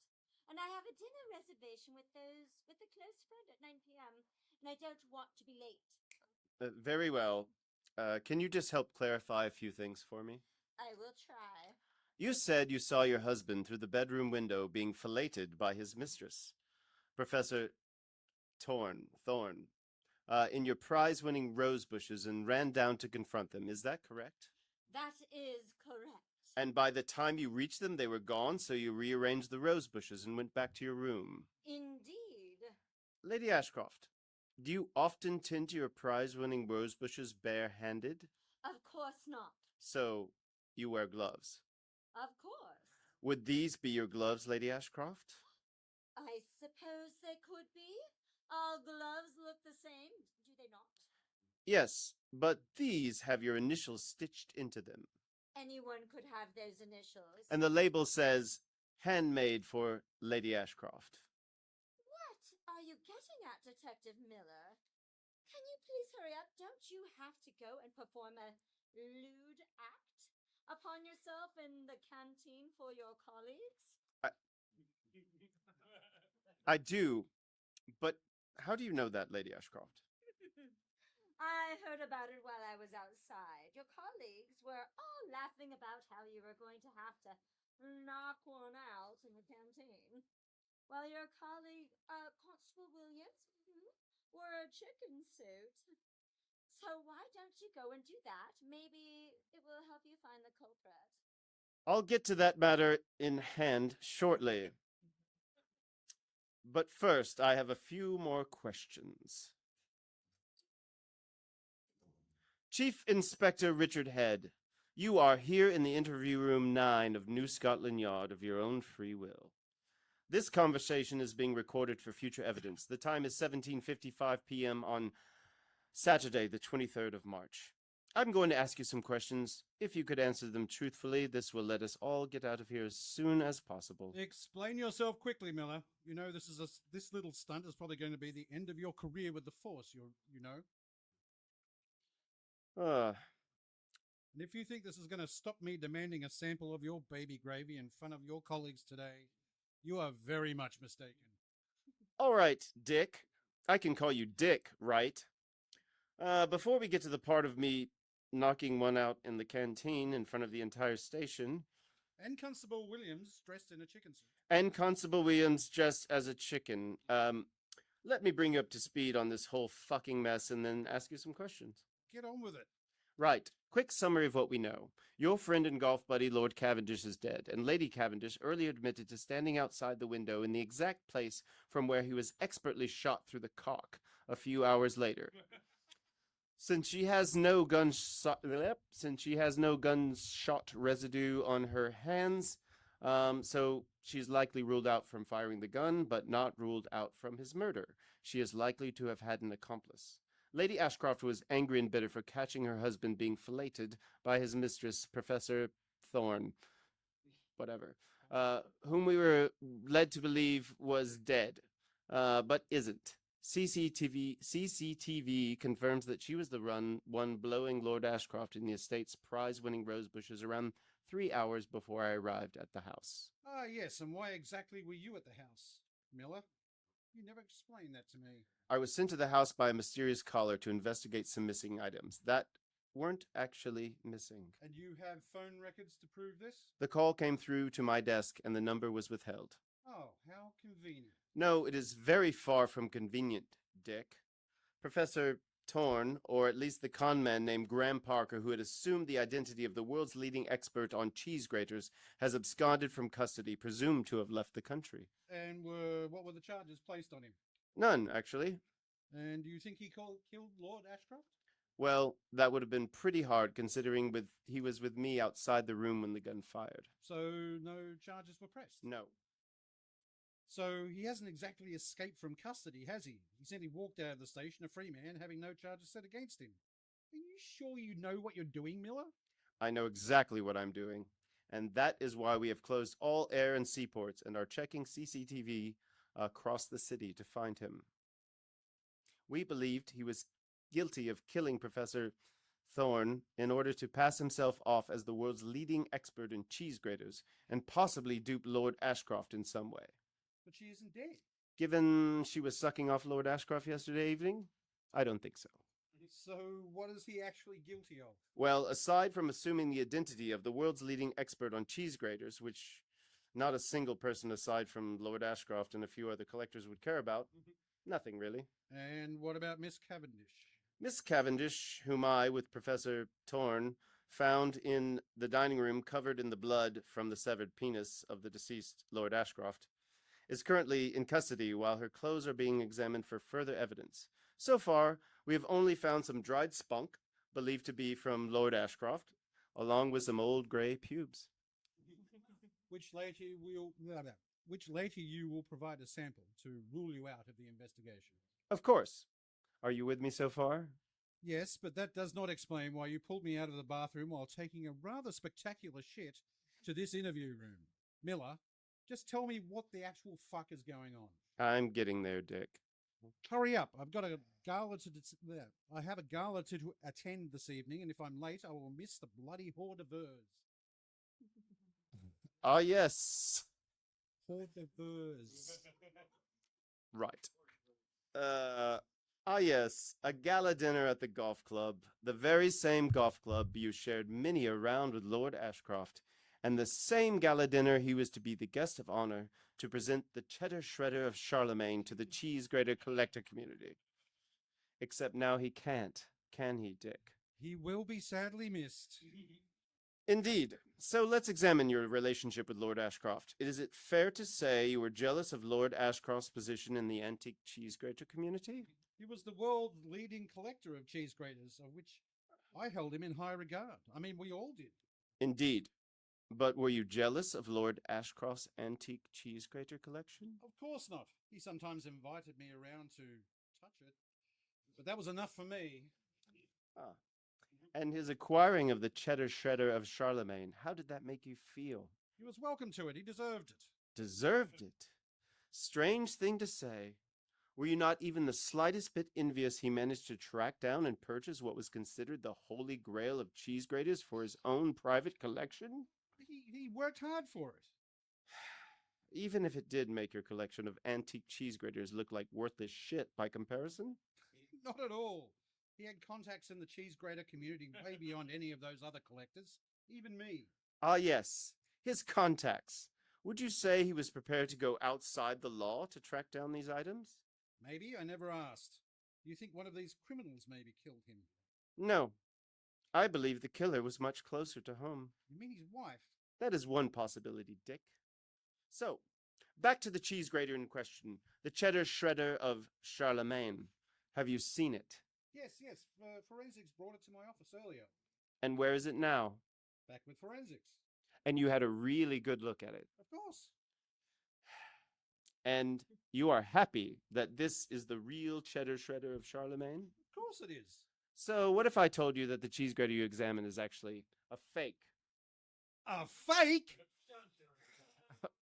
Oh, yes. Didn't you realize? Fake? What makes you think it's fake? You never laid eyes on it until last night, and suddenly you know everything about cheese graters? Miller, you fucking imbecile. Of course it's not fake. Well, I had forensics run some tests on it, and they say, well, they have a cheese grater that looks very much like it could be the cheddar shredder of Charlemagne. The one in their possession is less than 2 months old, and clearly a fake. A good one, I give you, but definitely a fake. We believe that the man posing as Professor whatever was in fact trying to dupe Lord Ashcroft into thinking he was buying the real thing while keeping the original for himself or another buyer. Oh, that's preposterous. Why would he do that?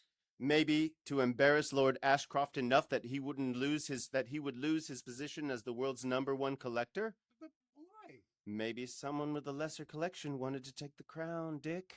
You had better not be suggesting what I think you're suggesting, Miller.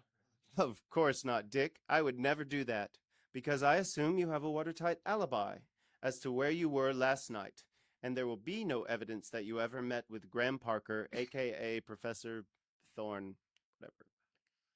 As for the gun, well, I assume you have all of yours under lock and key, and the one we found in the rose bushes has no trace to you, right? Absolutely. Thank you. I will be back in a moment. Interview suspended. 1803. Detective Miller is leaving the room. Lady Ashcroft, can you describe the person you saw from your bedroom window performing an act of oral gratification on your husband yesterday afternoon? It was Professor Thorne. You actually saw it was her? Of course. I would recognize that horrid red hair anywhere. But you didn't see her face. How could I? It was buried in the pubes of my husband. What was she wearing? Oh, I didn't really pay attention to what the whore was wearing. I just saw her sucking Charles off, and I ran to confront them. And by the time you got there, they were gone? I already told you. Oh, shit. That's my phone. Please wait a moment. Interview suspended. 1803. Detective Miller's leaving the room. Yeah. Hello, Detective Miller here. Hello. I'm trying to get a hold of Troy, but I can't reach him. Sorry, I'm running a bit late. Has it started yet? Constable Williams, I am so glad you called. I don't know who Tom is, but this is Detective Miller, your colleague from New Scotland Yard. Are we live? Hello, Detective Miller. Currently on Lot 2. Tracking down... Oh, yes. Trying to track down Professor Thorne. Someone said they saw him on Piccadilly Lane, and I thought I would... I'll check it out on my own, with no backup. Oh, I see. Anything so far? Not yet. We haven't moved for ages, because someone said there was, oh yes, a flasher down here. So they stopped all the trains. They stopped the trains for a flasher? That's weird. Really? Yes, flashers are all a part of the rich tapestry of life on the London Underground. Like rats and getting herpes in the public toilets from an impoverished actor who just wants to earn a few quid for a pint of ale and a pie. Hi, Irving. Fancy seeing you here. What the fuck? Yeah. Guys, I don't know what's going on there, but I think we've just lost Courtney. Okay. All right. I don't know. Tom, what the fuck was all that about? Bugger me. Maybe if you look at bottom of page 14, you'll find out. Ah, shit. Not a fucking clue. I didn't realize he was going to be in this episode. Okay, we're going to try and get back hold of her. He's definitely not scheduled to be back. I think it was cross-line or an old recording we accidentally played. We're not sure. Okay. Yes, Emily, that was Martin. Was it Martin? I didn't think it was Martin. It was sounded too deep. It sounded like him. You never met him? How would you know? I mean, it sounded like him from previous episodes I listened to. And Courtney? Why did she hang up like that? Fuck if I know. Does anyone know what's going on? She got cut off. And I mean with the play. Not a fucking clue.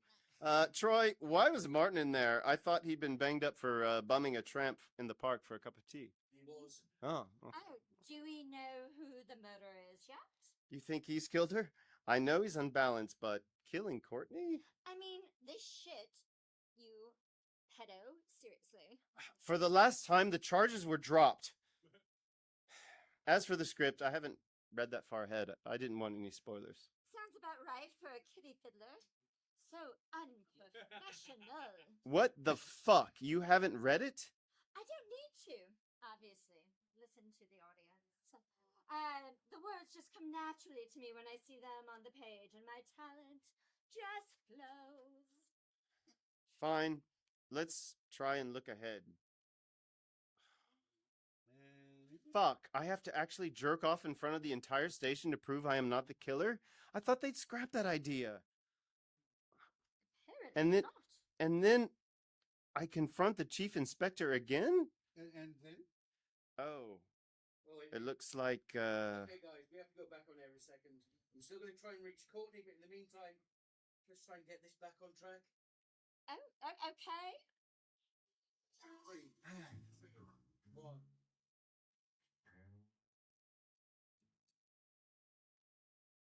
Dick, were you aware that Lord Ashcroft was having an affair with Miss Cavendish as well as Professor Thorne? Well, I'd assumed as much, as it wasn't a great secret around the golf club, and quite frankly, Charles wasn't the best at hiding his indiscretions, and she's a very attractive woman. Yes, indeed she is.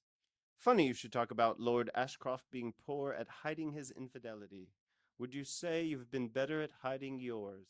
Of course, No, carry on, Dick. I have nothing to say on that subject. It has no relevance to this investigation. Let me be the judge of that. So how long have you been bumping uglies with Miss Cavendish? Ha! You could not be further from the truth, you fool.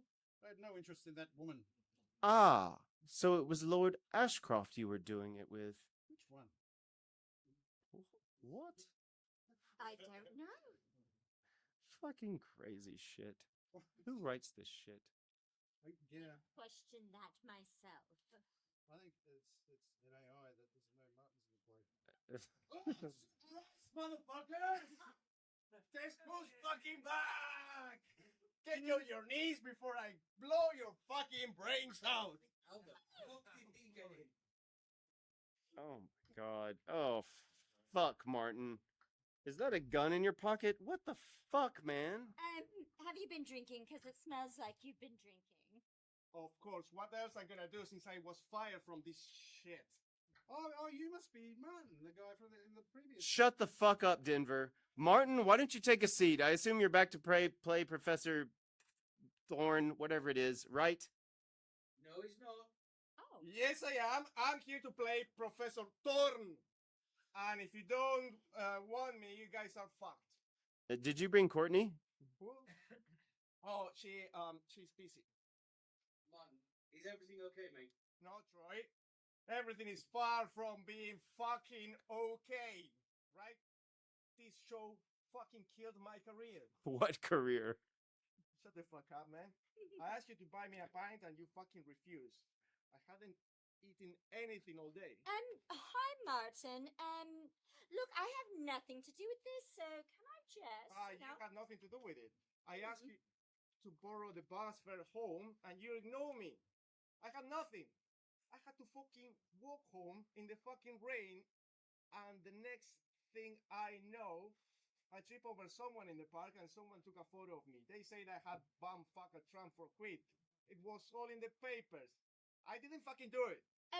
Okay, let me get this straight. You fell on him with your pants around your ankles. I was taking a piss.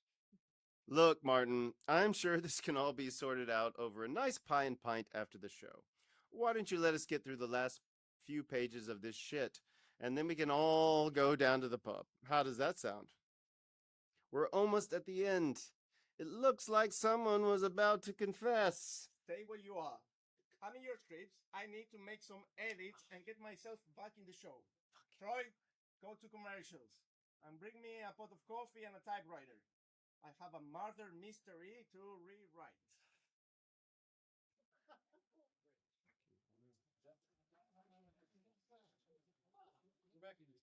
And now on BBC Radio 4, we have the final part of our four-part afternoon play, Murderous Intent, starring the amazing Martin Eilers, with support from Emily Marcus, Thomas Tiddy Fiddler on the phone Pearson, and for some unknown reason, Denver Gibson. Professor Thorne, I am so pleased to welcome you back to the station. Of course, having had no charges laid against you, you are still here in interview room 11 of New Scotland Yard of your own free will. This conversation is being recorded for future evidence. The time is 20:45 on Saturday, the 23rd of March. May I just say you are a very handsome man, And you make me look like dog shit by being in the same room as you. Well, thank you, Detective Miller. That is very nice for you to say. So, what would you like to talk to me about? I didn't do it. Didn't do what? I didn't kill Lord Ashcroft. Yes, we knew that. You were outside the room with me when the gun went off. And I didn't bomb that tramp in the park for quid. I never thought that you did. So, please tell me, how did you come about the cheddar shredder of Charlemagne? Well, a bloke in the pub gave it to me. He told me I was to play the part of a very important man, a professor of cheese grating history tour. He said if I did a good job, he would give me £500. I was to give it to Lord Ashcroft. He said that owning it will make him a laughing stock in the cheese grater collecting community. Play the part? Yes. Didn't you realize? I am an actor. And a very skillful one, I must say. Why, thank you. I'm available for stage, TV, movies, and I have my own agent and everything. Well, I wish you a long and successful career. With your looks and talent, it is a surprise that we have not seen you on more TV already. Oh, Lady Ashcroft, what a surprise to see you in the interview room. Did you have anything to say that will help us wrap up this murder mystery? I only came in to say I am privileged to be in the same room as this fine man. If I were a woman between the age of 20 to 30? Single, living in the London area, I would be looking this man up on all the apps and hoping to get some fine, hard loving from him. Yes, and me too. He could turn even the straightest man to a bum-loving homosexual with his smouldering good looks and exotic accent. That's a fact. Okay, now we are all in the same room. We may as well wrap this all up in a seemingly well thought out and coherent murder mystery written by someone who clearly knows what he is doing. In fact, I would not be surprised if the writer, Martin Eilis, does not get an award or something for rescuing this shit. He really does seem like a nice man who would never do something so grotesque as sucking a man off in a public toilet for his bus fare home. Oh, yes, of course. That goes without saying. Detective, are you finally going to tell me who killed my husband? Indeed I am, but first, let's talk about Professor Thorne. Is Thorn. The H and E are silent. Who cares? No, I'm talking about your wife, or at least the wife of the character you asked by that bloke in the pub to play so expertly. Oh, I see. Please continue. Professor Thorne, the world's leading expert of cheese graters, was presumed dead, pushed under a London bus 2 months ago. But she isn't dead because she was seen giving a blowy to my best friend in the rose bushes just yesterday afternoon. May his soul rest in peace. Yes, I saw her. She was going at it like a fat man in a hot dog eating competition. Or did you? We have gone over this. No. What you saw was a red-headed woman with her face buried in the pubes of your now-dead husband. You never actually saw it was her. You never saw her face because she never existed. There is no Professor Thorne. She was in fact a figment of the imagination of our very own Chief Inspector Richard Head. What the fuck are you talking about? I'm talking about this red wig I just found in the bottom drawer of your desk, alongside this rather lacy set of ladies' underwear. Dick, you were posing as Professor Thorne, whatever, all along. You created this person to fool Lord Ashcroft into believing he was to obtain the real cheddar shredder Charlemagne, when in fact you were selling him a fake that you gave to this fine and very attractive man in the pub. If it wasn't him, I would have recognized him. Would you? How about if he was wearing this latex mask I also found in his drawer? Oh my god! Oh, yes. Oh, yes. Yes, that was what he looked like. Now I look closely, I can see his potato-like body is exactly the same as the man I met in the pub that night. Very smart, Miller, but you forgot one tiny detail. I wasn't at the house last night. No, but you didn't need to be. Because the gun you used was activated by this remote control I also found in your desk drawer. That's my fucking car key, you moron. Oh. Oh, Detective Miller, you really are fucked now. I wasn't at that house, you were. And the evidence they found at the scene is going to lead straight back to you. Who are they going to believe? Me, a decorated chief, or you, a broker detective who lies about being married so he can cruise the local petting zoos at night and finger fuck baby goats? I was never charged. Because you have friends in high places. I was never charged, and I am married. I really am. But Richard. Oh, but Richard, why?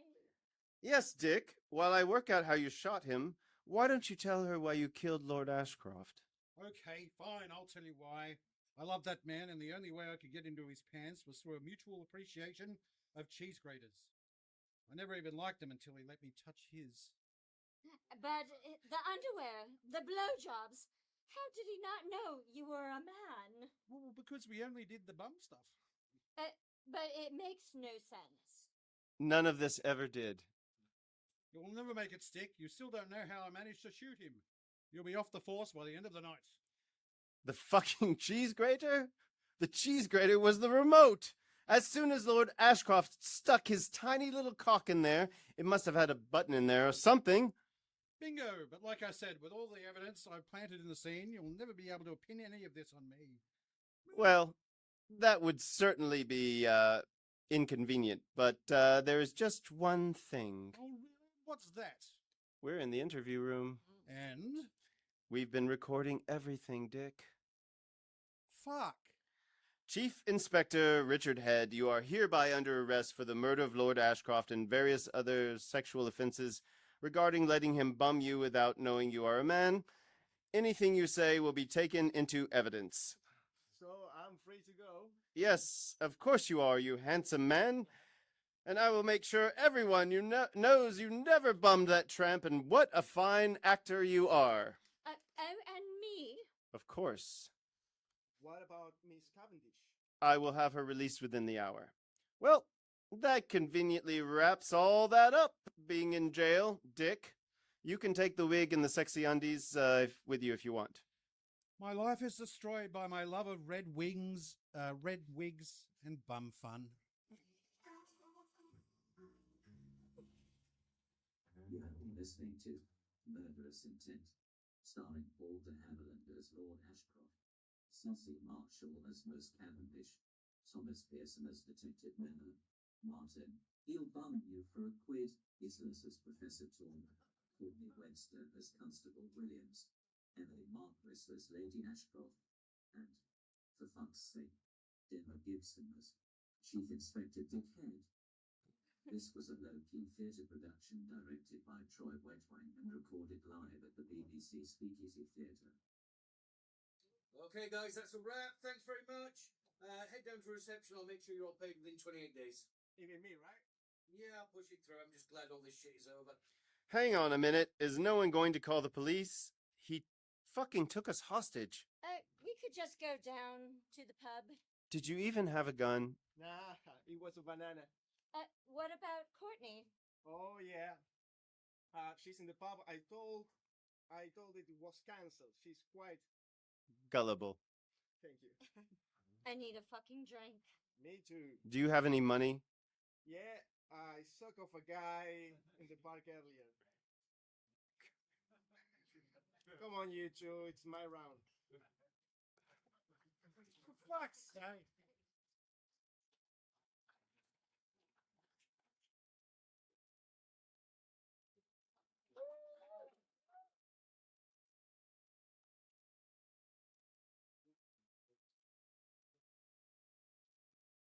Thanks for coming out.